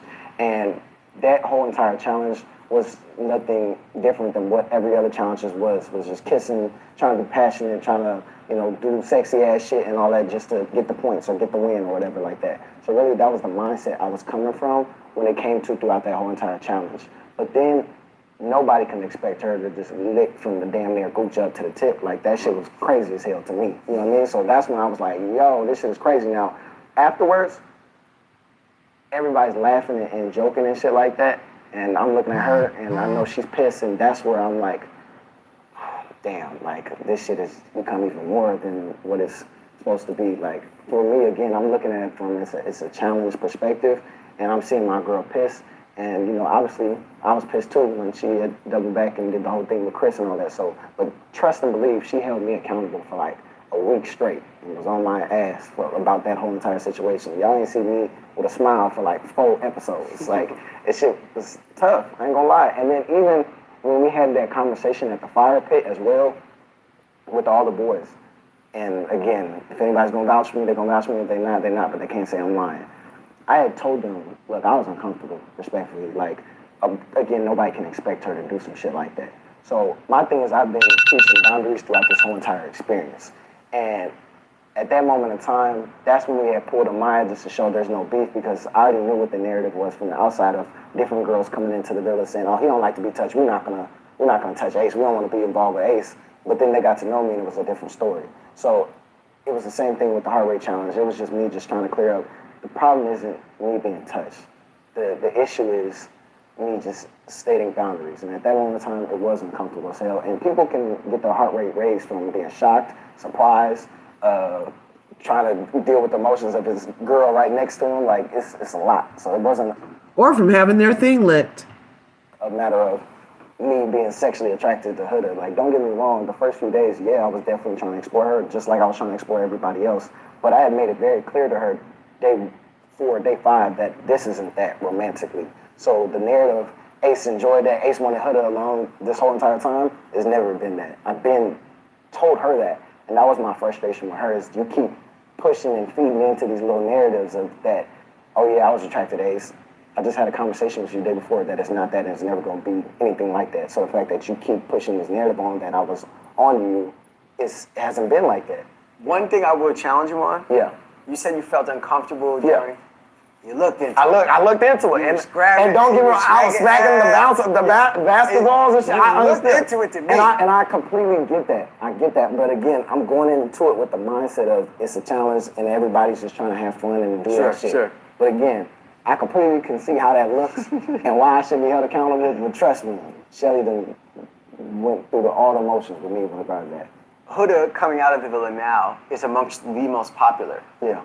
Her follower counts, I think, surpass everyone else who's on the show. Yeah. Her fan base is very loyal. Yeah. Do you feel as though these friendships that she has outside of the villa with the other islanders are organic? I feel as our time in the villa, everybody went through the same experience, in some shape or form. As far as dealing with Huda, everybody went through the same experience with that. Everybody was adamant on telling their opinions about her. And to come out and everybody sees just a little bit of clout, new friendships form. And new things don't want to get spoken on because they don't want to be attacked by a certain fan base. Me, I don't give a damn, respectfully. So if you're going to speak on something, stand by that. In the villa and outside the villa. You don't gotta be friends with anybody to get. I'm up to 13.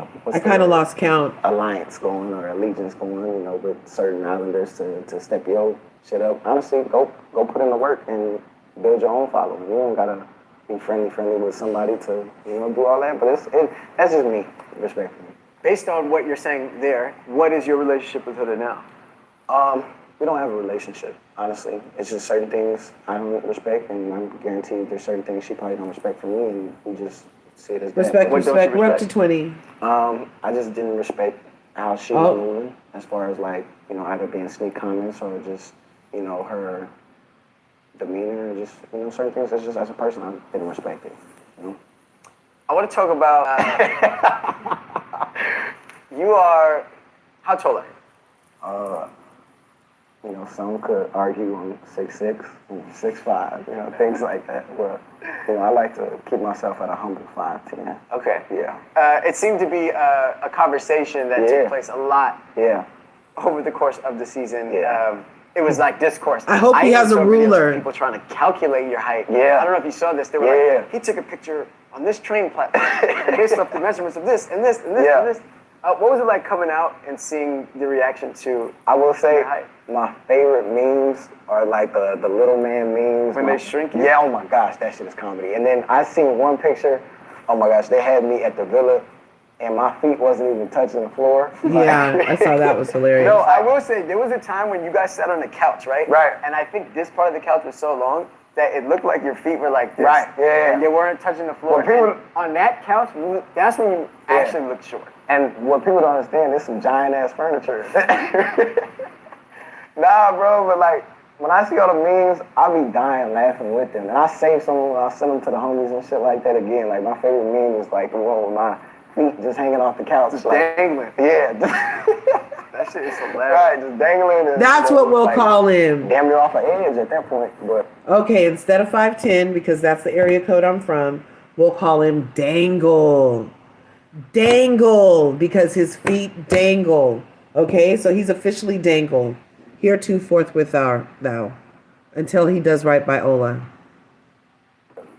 I love the conversation because when people see me in person, they're like, damn, they did you wrong on the show, yo. Like you actually are 5'10". Right, exactly. But again, I encourage all of it because at the end of the day, you still got my name in your mouth and you're still pushing my algorithm. So Right. I appreciate the high conversation.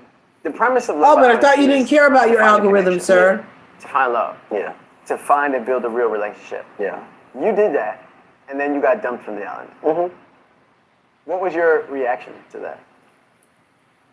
Finally, honestly, like I was ready to go home week 2. And I made that known to everybody that I'm not feeling this whole entire experience. But really, the whole experience taught me how to really form a connection with somebody, go through the ups and downs, and really just take shit head on in relationships. I'm so used to, all right, fuck with me, cool. I'm dipping, you know what I mean, and keep it peak. But this whole entire experience taught me how to grow with somebody. Definitely the cares, the good, Bianca. the bad, the ugly, everything, And once I found that person who I feel I could share that with, I was ready to go home. I could give a damn about a prize, could give a damn about the recognition, you know what I mean? What we had, it was real, you know what I mean? Do you feel like the other Islanders felt like the correct couples made the finale? The conversations have been behind closed doors that certain couples shouldn't have been in the Final Four. And when we get in front of cameras, especially at the reunion, they didn't show this clip, but it happened, is, the Final Four should have been the Final Four, and everybody who got voted to the Final Four should have been there. And, it's crazy because it's supposed to be your friend in the process saying that. Who said that? Nick. Yeah. So Nick said, oh no, the Final Four that America voted for was the correct Final Four, Yeah. excluding you and Shelly. Right. Interesting. Which is perfectly fine, but it's like, that's not the conversations that we had behind closed doors. Right. And again, we get in front of cameras and That's not what you said to me. Exactly. Oh, so he is totally hating. He is mad that Nick is secure in his win with Ola because they did forge a good relationship. And he was eye-stalking her the whole time, making us have feelings. That he has feelings for her. That you can't really fake. Really? He's so mad at Nick. He's so bitter. Dangle is so bitter. Oh my gosh. Oh, and Dangle cares so much about the algorithm that he doesn't care about. Oh my gosh. So he just spent the last, I don't know how many minutes telling us he doesn't care about the social media, the numbers, the nothing. And now he's spending the last 5 minutes talking about it's good for my algorithm. Thanks. All publicity is free publicity. Thanks. Yeah, this is in my craw. Yeah, I just like Austin, but he called Ace. Yep, for setting up the system that booted Ace and Shelly. Yep, exactly. Exactly. And Shelly was in on the shits too, doing that shit against Hannah. That was a weird elimination. I'm like, oh, they did know each other beforehand. And that's what he just said. I wonder who he was trying to tell on. Who did he know beforehand? Because the only person we know he knows beforehand was Shelly from the club and social media, allegedly. And now he's said that he knew people before and they don't want him to tell the truth. Is that a threat, Dangle? Is that a threat? Find that happened frequently with people. Like they would say one thing and then in front of the cameras. I feel like the majority of the cast, though, it was like that. Like, I've had people's backs with no loyalty towards me. I still had your back in the process. And you get in front of cameras and it's either silent or you stand in something else that you know is not what it is behind the scenes. And it's okay. At some point, it appeared as a viewer that there was a cold sore breakout in the villa at some point. Did that happen? I ain't get no cold sore. Did you see cold sores in it? A couple of them. How did you, with so much kissing involved, how did you not get one? How did I not get one? When I was watching, I'm looking, I'm like, wait a second, what is that there? And then I thought I saw, Yeah. Shit. You know, for me, again, I'm very clear. I don't give a damn if we're on the show. I'm gonna ask you, yo, do you have anything you to let me know or stuff like that? But you ain't seen no cockroaches around my lips. So these are some serious questions. Okay. So now he's saying that Nick has herpes. That's what I heard him say was a cold sore. That's a form of herpes. And, or somebody did. Somebody did. He's saying that was definitely herpods and that somebody did have cold sores in the house and that he didn't get them because he asked people, do they have something? But everybody kissed the same everybody. So you wouldn't have been able to control it, sir. Really? A friendship necklace. Wow. Lit up a friendship necklace. Right on. Right on. Thank you. So see how, and that's another thing for Ola to have to deal with. So now he's basically saying that Ola and her NYX lip brand have been exposed to cold sores. That's what Ace just said about Ola, you guys. Ace just put out that Olandria and her NYX lip collab are cold sore infested. That's what he just put out. That's what he's saying, because he's saying that was a cold sore. And who's with that person now? Olandria. So by proxy, who's going to get blamed for that? And who's going to get that? Olandria. And who has a lip brand? Olandria. So why would he want that associated with his best friend, his dog's new lip brand? On top of that, she's not attractive to the second guy she coupled up with. And on top of which, it's a lot. Yeah, that's what he just said. I'm going to rewind it. You didn't hear what he just said? That was a cold sore. He just said that was a cold sore. Look, this is how I feel about him right now. Yeah.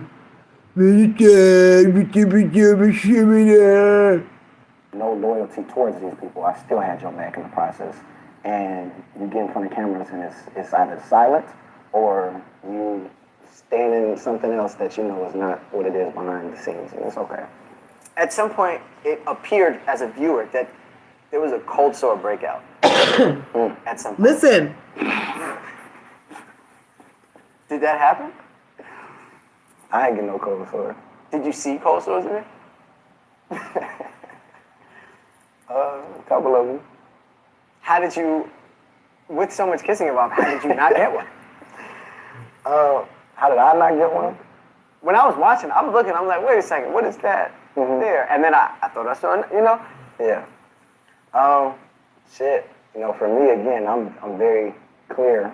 I don't give a damn if we're on the show. I'm gonna ask you, yo, do you have anything you wanna let me know or stuff like that? But you ain't seen no cockroaches around my lips.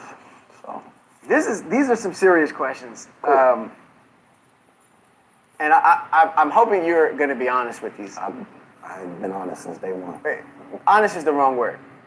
You've been honest, but there are certain things that you've withheld Yes. and have spoke carefully about. And Around. These are some questions that I want to give you the opportunity to speak bluntly and openly. Yes, he had Huda's entire ass on his eyebrows after she had got smashed by 2 different people. Right? Yeah, he just said that. He just said that. To the extent that you feel comfortable. Yeah. Starting with this. Shelly and Olandria were said to have been bullies. That's a narrative that we saw unfold on the internet. I did not see that whatsoever. Yeah. You were in the villa. Right. I was not. Did you find Shelly and Olandria to be bullies, particularly to Huda? I feel like throughout that entire time in the villa, Alandria and Shelly held themselves up like the queens that they are. I feel like the black people on this show found themselves being therapists to other people's couples. And that was the toughest thing for me because, again, a lot of the shit I didn't give a damn about to talk with somebody else. Of course, I'll care. Of course, I want to be there for somebody. But I'm here to find my own connection, respectfully. And being that that's the case, I feel like they were put in a situation to where they had to constantly not lash out because they were going to be looked at crazy. But real world, like, this is some lash out type of shit. Sure. You know what I mean? And for them, I feel like they did the best that any woman or black woman could do, especially like being in that villa, and they held it down. And I would support anything that they do. So no bullying. No bullying, none of that. Do you feel like the narrative that was painted around you, Olandria, and Shelly specifically was the way it was because of your racial identity? Do you feel like because you're a black man, because they're black women, the edits that you guys got was different than your counterparts that are not black? How I say this.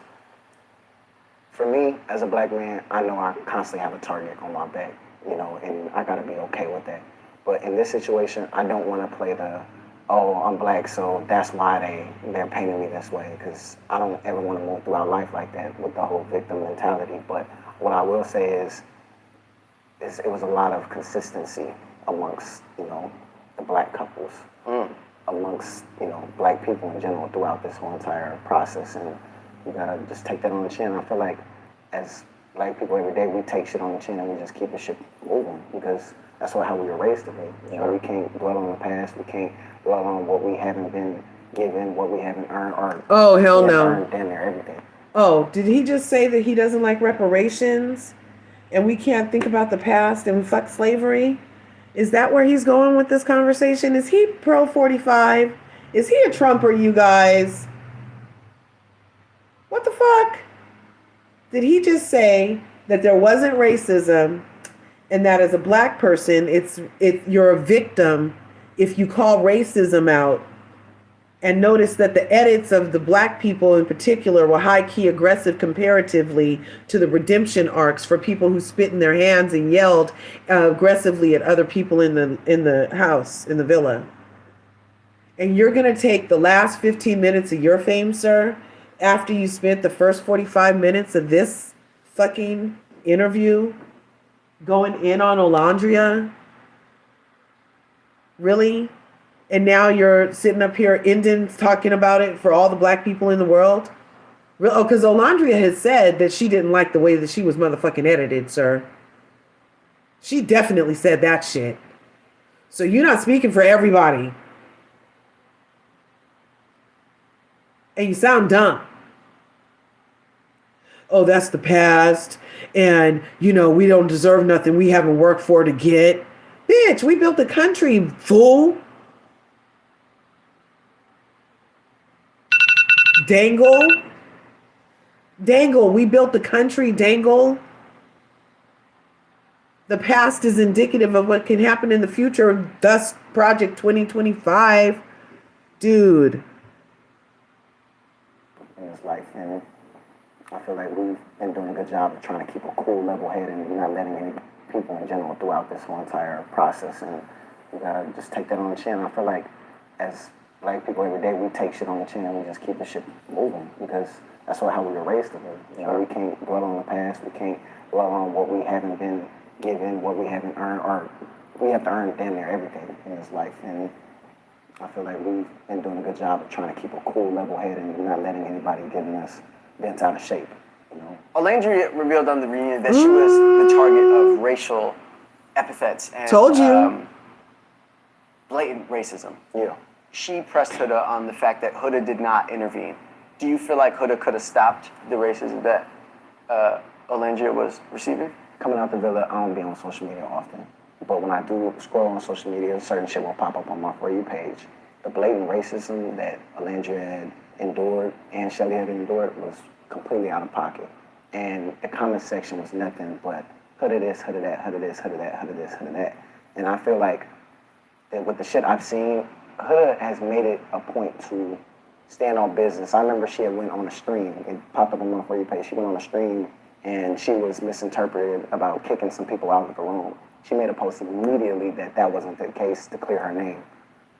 You just spent 6+ weeks with these women who are facing backlash amongst racist ass people. And the comments are spamming nothing but your name. If I were you, I would make it a point to be like, look, I don't stand for none of that shit. Because you had the capacity to do it, and you've done it time and time before. But you chose not to do it. And chose not to. And a lot of people are like, oh, well, she didn't post it, so I feel like that's a sucky way to go through our life. If my girl had made a post saying, I don't stand for hate, I stand for peace, and same thing with Olandria, I feel like the least Huda could have done was that. She didn't do that. And it's okay, but again, that's where I feel like they were right to separate themselves from Huda in that friendship and just let it be what it is from a distance. Today, as Ace, Yeah. who would you consider to be your friend from the villa? Who I consider to be my friend is the people who support me out loud. And who are those behind people? closed doors. Alandria, obviously me and Shelly more than friends, and Taylor. That's it. Brian calls to check in on me from time to time to make sure I'm straight, and that's it. So, be asking you who your friends are, and you name Olandria, Taylor, and maybe Bryant. The glaring omission there is Nick. Yeah.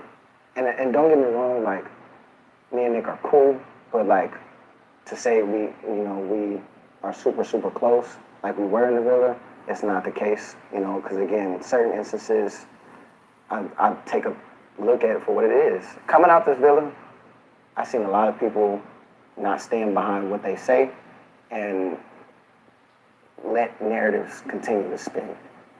The people who stood on what exactly happened in the villa after having all the conversations said today, to when this interview drops, this is who my current people who are close to me. I respect Olandria, I respect Shelly, I respect Jeremiah, I respect Brian, and I respect Taylor. I'm not super, super close with everybody like that coming outside the villa because, I just see certain things on the internet which I don't respect. So he respects somebody who actively deceived Olandria. He respects somebody who played in Amaya's face. And he respects Shelly. And did I miss anybody? So Brian, Taylor, Shelly, Olandria. So those 4 people, did I miss anybody? Like-minded black people. Well, I don't know. I kind of feel like Ola kind of got grouped in with this clan. Oh, and Jeremiah. Now all of a sudden, after hating on Jeremiah, making a whole diss track about Jeremiah, then getting to the reunion and lying that it wasn't a diss track. That shit was a diss track. Check the definition. But your hypothalamus isn't engaged. You'll need to use Google, sir. What?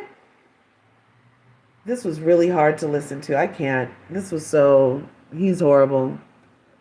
I'm gonna unfollow him when this is done. I know you probably about to ask me about the whole Nick is not a part of that equation. It's just, again, certain things I don't rock with. I feel like if you're my friend behind closed doors, you're gonna be my friend in public. Sure. And again, we all have fun, we joke, we troll. I seen we did a whole tattoo thing funny as hell. But when it comes to the serious shit regarding my character, that's the things I take serious. And you feel like he didn't stand up for you and or silence narratives when he had the opportunity. And I told him that. I told him, I said, yo, I feel like the answer that you gave was just mad PR, and I didn't respect it. And he was like, well, I'm pretty much over it. So I was like, okay, cool. He said, I'm pretty much over it? Yeah, I'm pretty much over the whole thing. Like, so like for me, this is my life, respectfully. Right. It's not something for you to just be over when. Oh, so this is your life.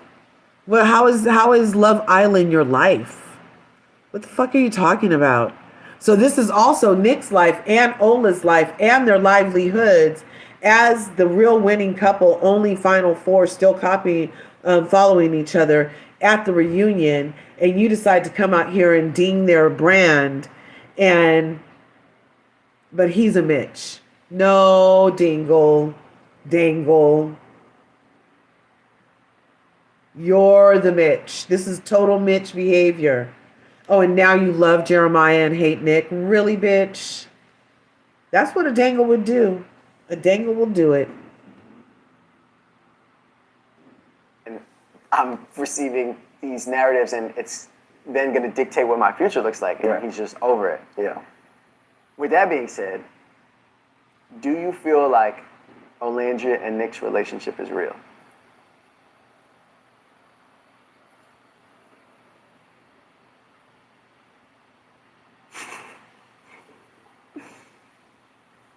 Is this you thinking, or is this your answer?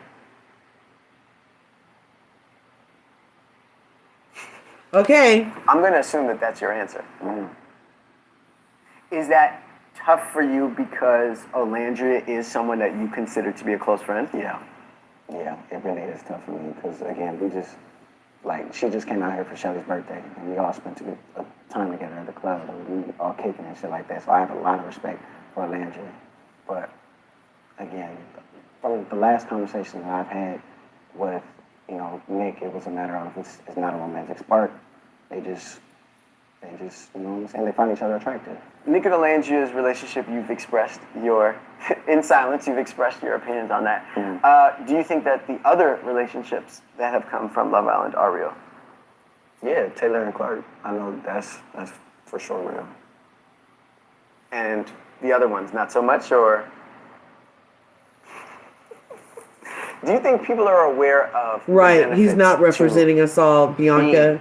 Yeah, the comments went up. Let me see. 100%. Like-minded black people, yeah. Like when people come out this villa and they see, a certain community rocking behind, certain, ships, they're like, okay, let's take advantage of that type of thing. It's just like, you're going to face yourself in a world of problems, i.e. breaking up, i.e., arguments, i.e. now you got to put on the front for the public like you rock with your partner still and you want to go explore other people in real life, you know what I mean? So that's on them that they're going to have to face at the end of the day, but I don't move like that, and that's why I was very intentional in my time in the villa because I knew, obviously coming outside, people are going to have opinions on relationships, so I'm going to be very, very, very intentional behind finding this relationship. Coming out of the villa now, you and Shelly seem to be in a very happy situation. Yeah. Is it safe to call that a relationship? Is that your girlfriend? Not yet. But see, when people was, look, he just said after what did he tell? He asked her to be exclusive at the clubhouse. Talk about how I left with what I came for, like how Taylor tried to sound. I left with what I came for. I didn't need nothing else. I already had money, Taylor said, and this was saying I already had everything. And then he's all, this is my life. I already had everything. And now he's like, I got what I came for. And then he's like, are you guys girlfriend and boyfriend yet? And he's like, no. But he just called Nicolandria fakes. He just literally called Nicolandria fakes. So if he has the romantic connection with Shelly, and Shelly, he wants to be exclusive with her, and he left with her, then why aren't they together yet? And why is it okay for them to not be together, him and Shelly to not be together like that and still figuring it out or whatever he's about to say? But it's not okay for Nick and Olandria to be taking their relationship from level of, oh, wow, that was a shock. We're together. Let's explore. Okay. Well, it doesn't feel totally romantic because I'm still kind of reeling from 3 dreads embarrassing me like that and humiliation rituals and whatnot. And I know you're still reeling because your bitch got tapped on the middle of the shoulder in the middle of the night and everything.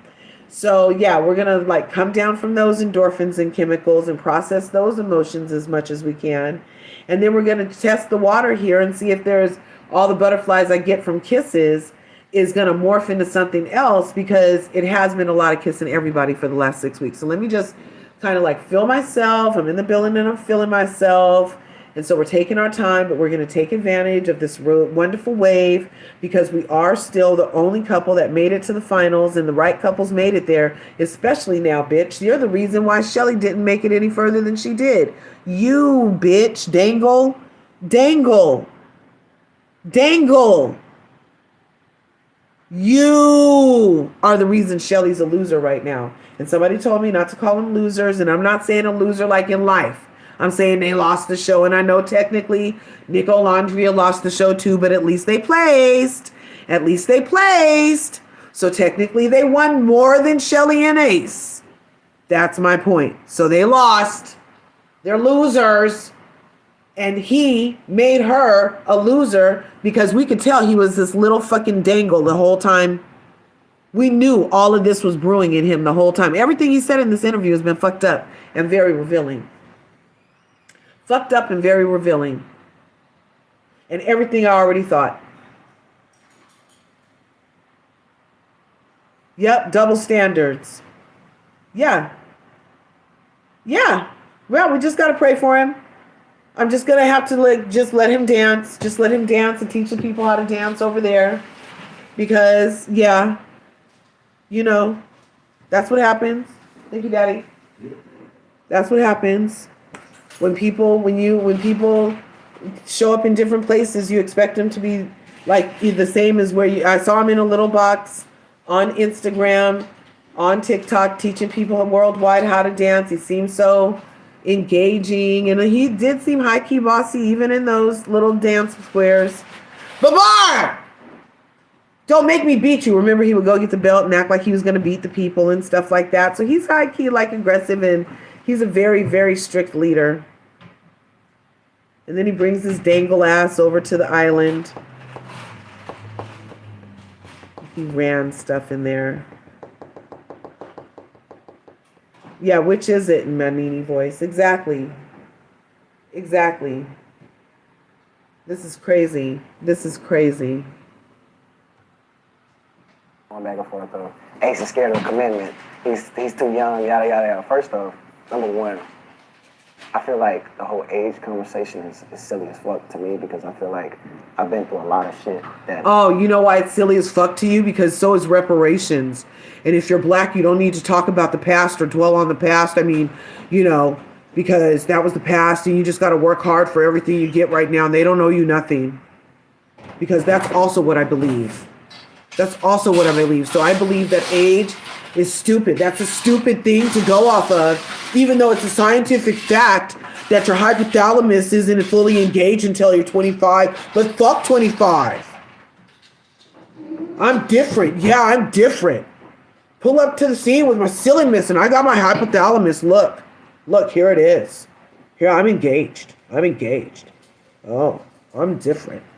Whatever. He's so annoying. There's only 10 minutes left, but it's all finished. But I am like high-key pissed right now. I'm activated. It's just the fucking gall. Is that the right word? Somebody look it up for me and let me know. Call that a relationship? Is that your girlfriend? Not yet. But the thing is, when people was, going back and forth though, Ace is scared of commitment. He's too young, yada yada yada. First off, number one, I feel like the whole age conversation is silly as fuck to me, because I feel like I've been through a lot of shit that not the average child is going to go through. Mm-hmm. And it causes you to mature a little bit faster in this life. And respectfully, it's not other people's relationships, so they can mind their own damn business. And on top of that, but did he just say respectfully it's not their relationship so they can mind their own damn business? But he just sat up here and told us everything he thought about Nolandria.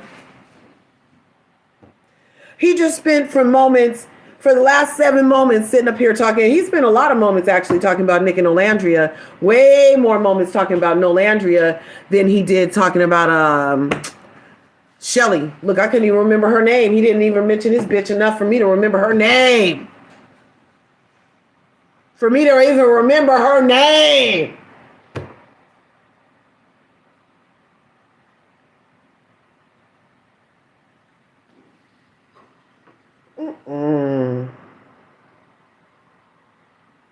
You just sat up here and told us all the business about all the other people's relationship, but we need to mind our business when it comes to yours. Christopher Columbus. Dangle. 5'10". Why is your hat so high if you 5'10", fool? Why your hat so high? Why your hat so high? Is this where the other 2 inches are? Because I think you're 5'8", fool. How about that, bitch? How about that? I think you're 5'8", bitch. And the other 2 is in these hats you be wearing all so high. Trucker hats on red carpets, Scully's in interviews. I swear you were sitting on a pillow at the motherfucking reunion.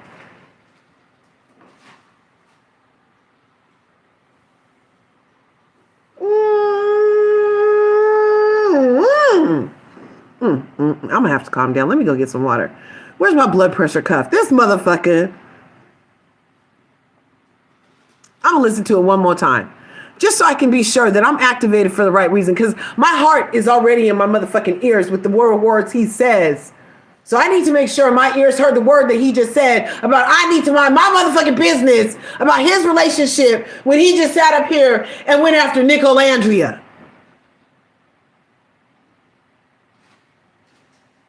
So I'm gonna rewind one more time.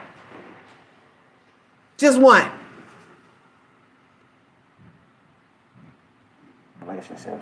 So I'm going to be very, very, very intentional behind finding this relationship. Coming out of the villa Hey, now, Donna. you and Shelly He ain't no seem to be in a 5'10". very happy situation. Is it safe to call that a relationship? Is that your girlfriend? Yes, I'm up to like 25. But the thing is, when people was, going back and forth, Ace is scared of a commitment. He's too young, yada, yada, yada. First off, number one, I feel like the whole age conversation is silly as fuck to me, because I feel like I've been through a lot of shit that not the average child is going to go through. Mm-hmm. And it causes you to mature a little bit faster in this life. And especially it's not other people's relationships, so they can mind their own damn business. And on top of that, as far as me asking her to be my girlfriend, I've never been impressed by no nigga, never been impressed by any woman in this life to do something I don't want to do. Unless we talk about my time in this experience. You know what I mean? But unless your conscience was... Unless my conscience, was talking. But that's just been my emotion. I told you guys, he doesn't have a relationship because he doesn't want a relationship with the people he's picking. He's not choosing the right people. He's not attracted the same way Taylor wasn't attracted to Shelly. He's not really attracted to the people he's picking. And that's why he doesn't end up in a relationship with them, because he's not attracted to them like that. He doesn't want to be with them. He just literally said, there ain't no woman that's going to press me and make me do nothing. But you should be led to do that if you told this bitch I'm sorry, Shelly, you're not a bitch. But if you told this lady on TV that you want to be exclusive with her, what was that? So you can make it to the final, and that's why you mad Nick said that the right people made it to the final, because he knew you were playing in the motherfucking villa. He knew you were playing with Shelly in the villa. Wait until the last minute before. Then we're only going to have 36 episodes, fool. You waited until episode 34 to go exclusive with Shelly. And now you mad that Nick said that they picked the right people for the final. Dangle. Is that you?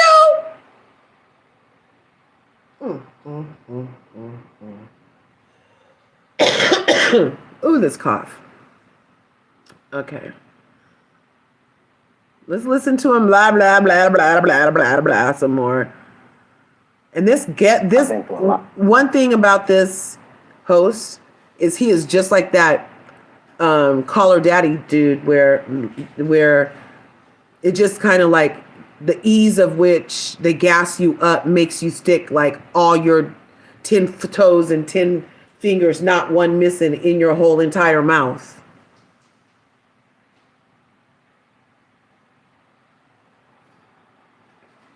A lot of shit that not the average child is gonna go through, and it has, or it causes you to mature a little bit faster in this life.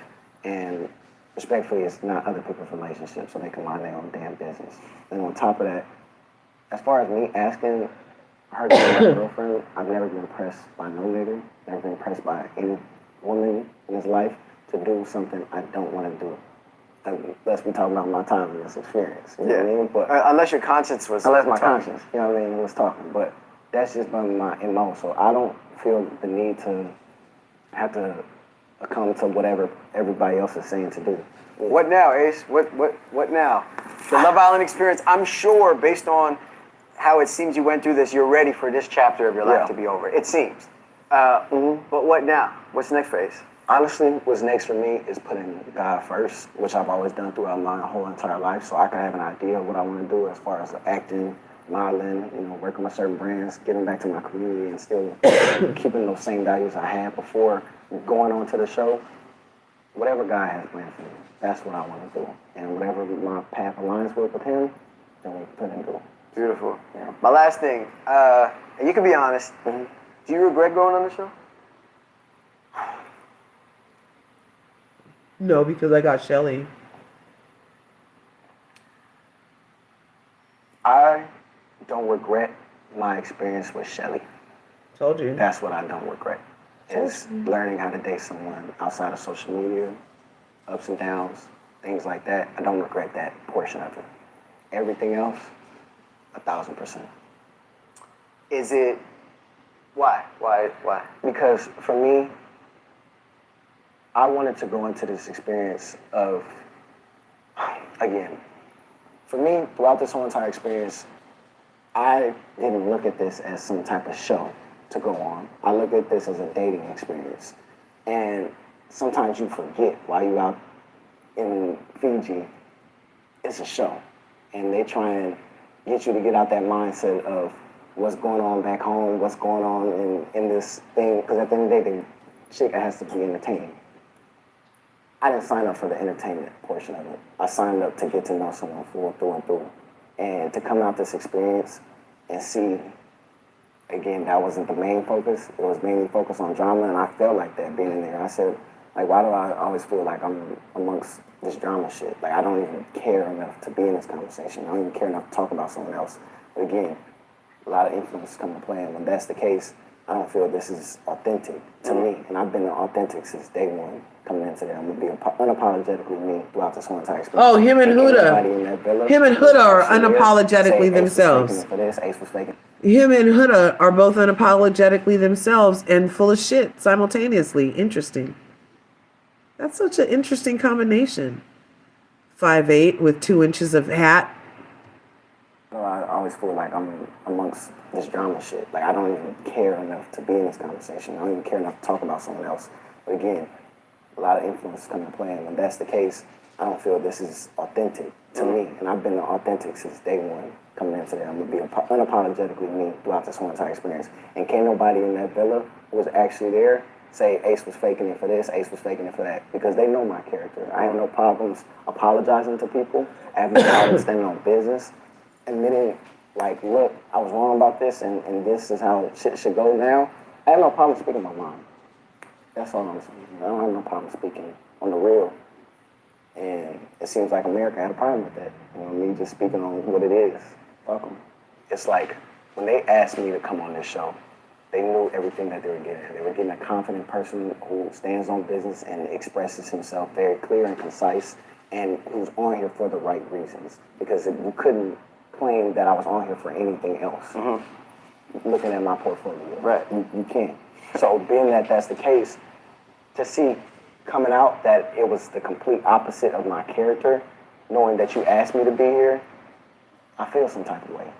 Especially when, I'm... But when he just asked you if you felt some type of way and that did it have anything to do with you being black specifically, you said no, it wasn't nothing about that. But now you are at least not acknowledging that you were edited in a negative aspect of yourself other than what was available for them to edit down. So that's another you just contradicted yourself from the start through the finish, Dangle. The one helping with the chats. I'm the one getting everybody excited for challenges. I'm the one.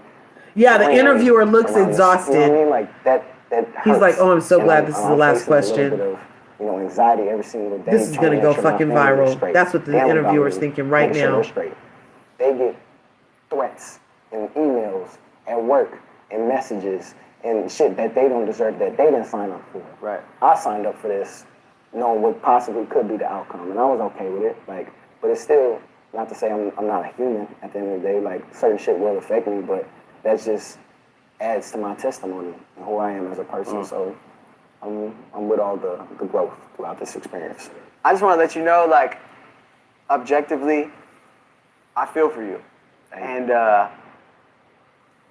whenever you say an opinion, 50% of the world is going to disagree with you off the rip. And I'm okay with that. And so even after watching this, like, some people may still feel like, I still don't fuck with them. Agreed. And that's realistic to happen, but that's life though, Speedy. Yeah. To me, I can state my opinion.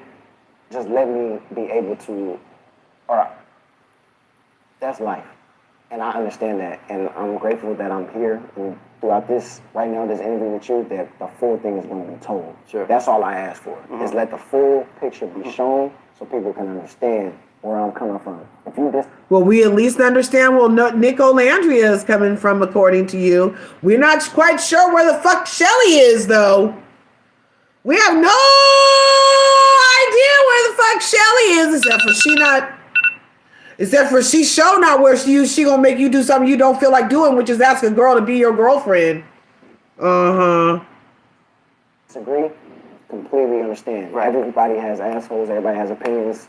It is what it is. You know what I mean? So, But you're just saying, if you're going to judge me, watch the full thing. Right. And if you still don't agree with me, then fine. That's at least cool. it was a fair observation. But at least give me a fair shake. and I feel like I got my fair shake amongst full opinions, especially when...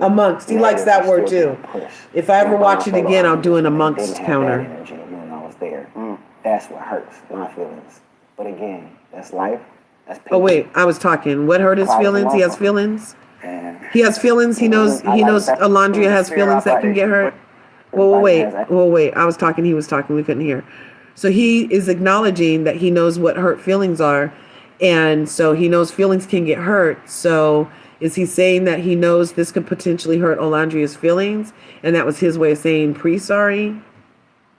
assholes, everybody has opinions. It is what it is. You know what I mean? So, But you're just saying, if you're going to judge me, watch the full thing. right. And if you still don't agree with me, then fine. That's at least cool. it was a fair observation. But at least give me a fair shake. And I feel like I got my fair shake amongst full opinions, especially when narratives are still being pushed, you know, by my fellow islanders when they had bad energy when I was there. That's what hurts my feelings. But again, that's life. That's people. Cloud is a motherfucker. And me, that's been my whole personality. I ain't never been an internet ass nigga, respectfully. Like, I've been a person who's does social media, but that's not my personality. And when you see me in real life, come holler at me. I've never been a person who's like on some ego shit. Like, everybody can say whoever's met me, I ask them what their name is. Nice to meet you. Tell me about yourself. Like, we have real conversations on a pull-up, if you want to.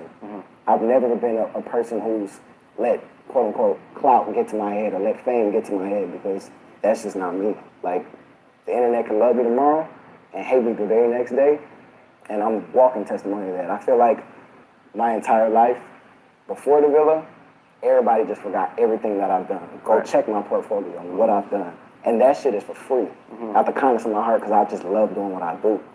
When that is just excused and saying Ace is a hater, Ace is this, Ace is a ringleader, Ace is a bitch, I would never fuck with Ace, and yada, yada, yada, and I only got my own islanders backing me up, knowing that wasn't the case there, hurts my feelings. But again, it's back to real life. Excuse the Hollywood shit, and I'm gonna be me regardless, and I will for sure not let my fate be determined by someone else's hands. Damn. And that's gonna be what it is. That's real. That was a word right there. Yeah. Ace, I appreciate you, man. Thank Congrats. you, Stevie. I appreciate you. Best of luck. I'm glad we got to do this. Look, he's like, you woo, wanted it's your story over. to get told. This is that opportunity. So I hope you feel good about everything that you got to get off. And Wow. I'm glad you came and sat down with us instead of. It kind of made. So, what are the thoughts? Oh my God. Over here on the TikTok, thanks for the likes and everything, but it doesn't look like a lot of people are here. Essence, thanks for hanging out the whole time. I appreciate you. I appreciate you. I wonder if other people were, yeah. But that interview, you guys, wow. Over here on the YouTube, let's see what these comments are saying. I'm going back up to the lies, the lies, the lies. Geez, I'm on RHOA train today. Donna says, right? Palaver says, look at the interviewer. He's exhausted from the lies. Donna says, yeah, he gonna have everybody mad at him, right? He want to jump through the screen, tape Ace mouth shut and teleport. Yes, you want to jump through. That is hilarious. Yeah, because you want him to save any portion of his likable self. It just felt like he was digging a ditch further and further. And I tell you, this interviewer, he knows his shit. He knows how to put a person at ease, disarm completely. Because Ace told us that he knew somebody before he got in the house, that he has hella secrets on somebody that he don't feel like spilling on everybody except for Nick, because Nick told him the truth that everybody that made it to the Final Four deserved to be there, because he must have known that Shelly and Ace weren't in a real couple, because he must know the same stuff about him that Nick knows about him, but I don't know. This is painful to watch. He's tanking his career. Yep.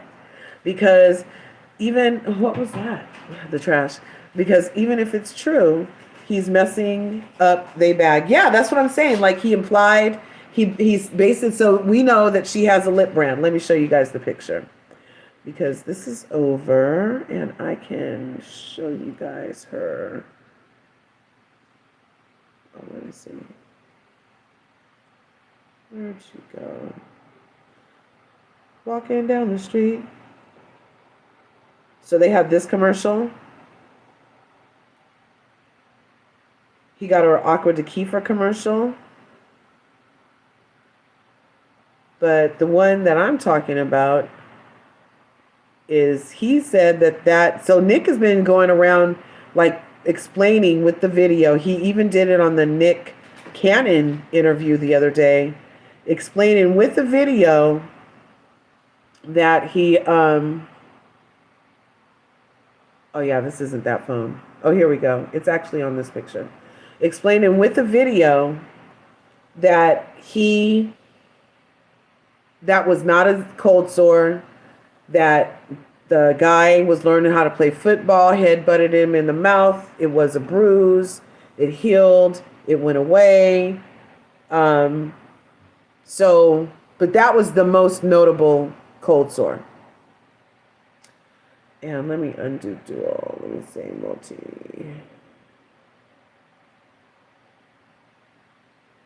Okay, let's stop that.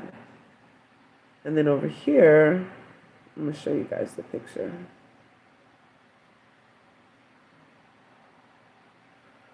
So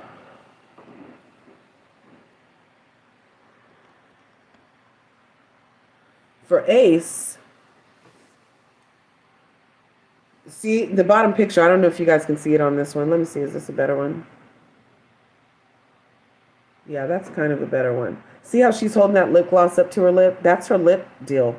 Because on the island, she would wear Nick's brand combination that she curated for her mouth particular and her ultra melanated glow. And so for him to say that or imply that her pods were real and that her suitor is one of the questionables, then wouldn't that affect her lip brand too? Hello?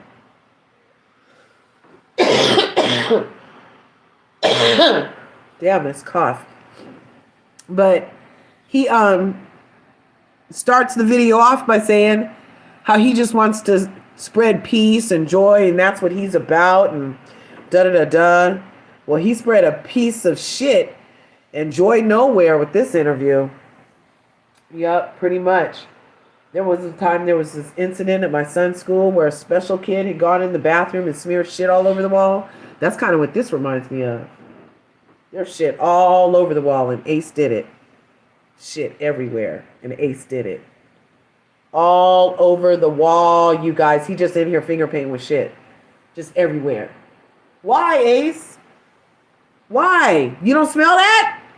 You should have stopped a long time ago. We smell it, Ace. That's horrible. Well, we'll have to just check the social medias and see about, we'll have to check the social medias and see if anybody posts anything. I saw that Nick said he was actually on his way to Dallas.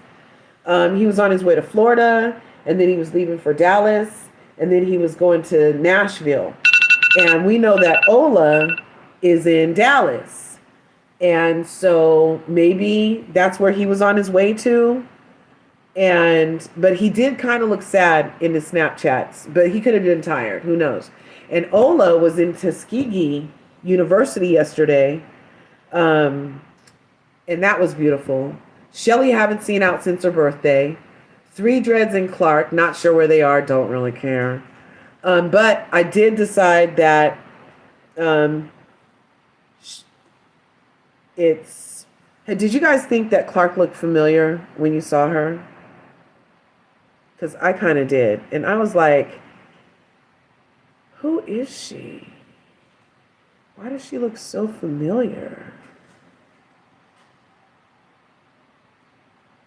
And it's because I was like, does she look like Jen Shaw? Does she look like Jen Shaw? Kinda, huh?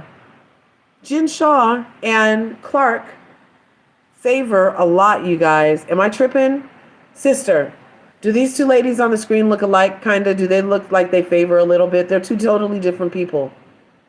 One's from Love Island and one's from Real Housewives of Salt Lake City. Am I tripping, sister?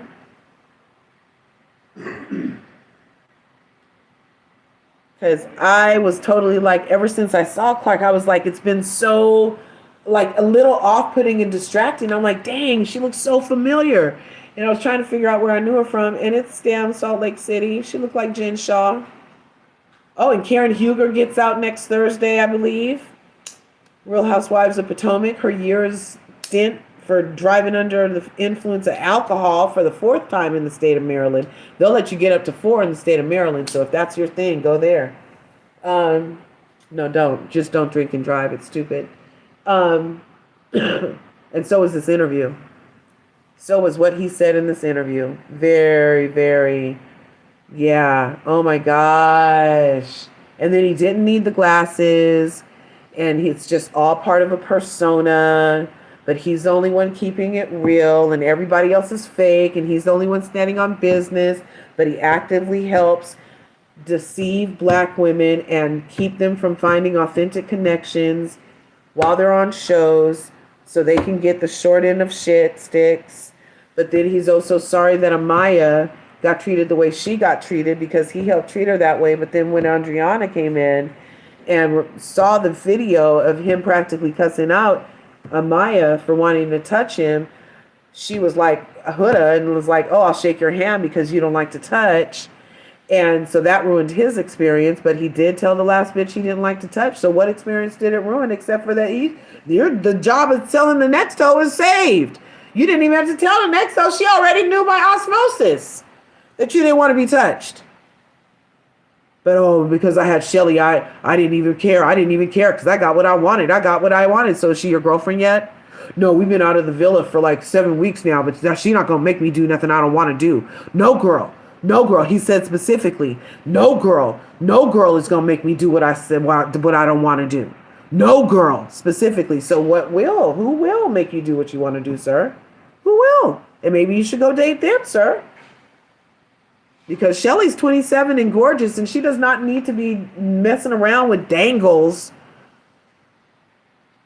who don't want to be in relationships and don't want to have girlfriends, because you have to have a girlfriend so you can be in a relationship so you can get to the next step, which is what 27-year-old women usually want to do. But dangle, because your feet are dangling, you wouldn't know that. Especially since you think you know every motherfucking thing.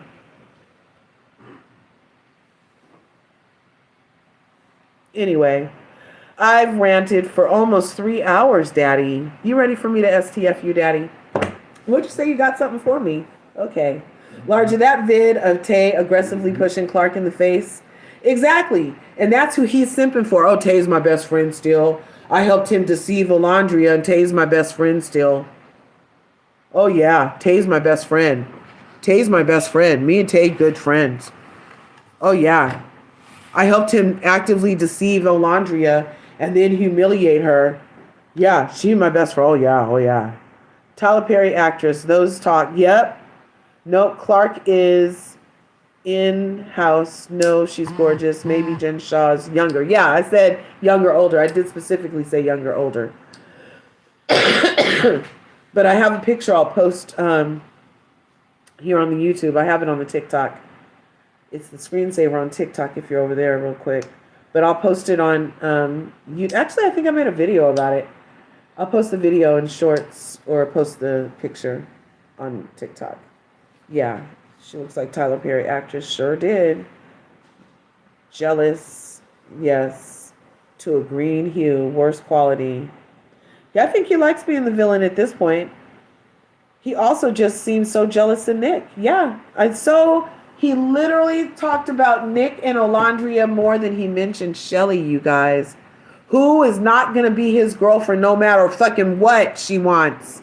It's only what he wants, to finally ask a girl to be his girlfriend. There's nothing they can do to help him change his mind. Not a motherfucking thing. Don't try. But he's glad he got you off the island when he did, because he didn't want to be there anyway. So full of contradictions. He literally... I wonder what his rising sign is. Hot air? I think his rising sign might be hot air, you guys. Anyway, poor Ola. We're going to have to pray for Ola. We're going to have to pray for black women. Because to have this fucking op be the one to douse... Because Nicolandria is a full-on nation, and most of the Nicolandrians I'm finding are actually women like myself, who are like women of a certain age, in a healthy relationship, who are just like, I feel something with Nick and Olandria, and I still don't think I'm wrong, because I keep on saying the Nicolandria phenomenon is caused because Amaya and Brian, cute couple, they made me think something. Shelly and Ace, okay couple, they make me think something. Peppy and Iris, cute couple, they make me think something. But Nick and Olandria made me feel something. And I don't know what it is. Maybe it was just because I recognized that old Three Locks was wasting her time for the last 3 weeks. And I finally felt like she had came up for air and breathed in the presence of someone who didn't look like she smelled every time she walked by and not like roses. Please find a way to get Clark right. I think she's sweet. Yeah, Clark is a sweetie pie. I think she might be sweet. And yeah. I don't know. I could totally feel like now hearing Ace talk about the obvious plot and plan of deceit against, because he keeps on talking about the influence and his conscious. I took that to be PR, production.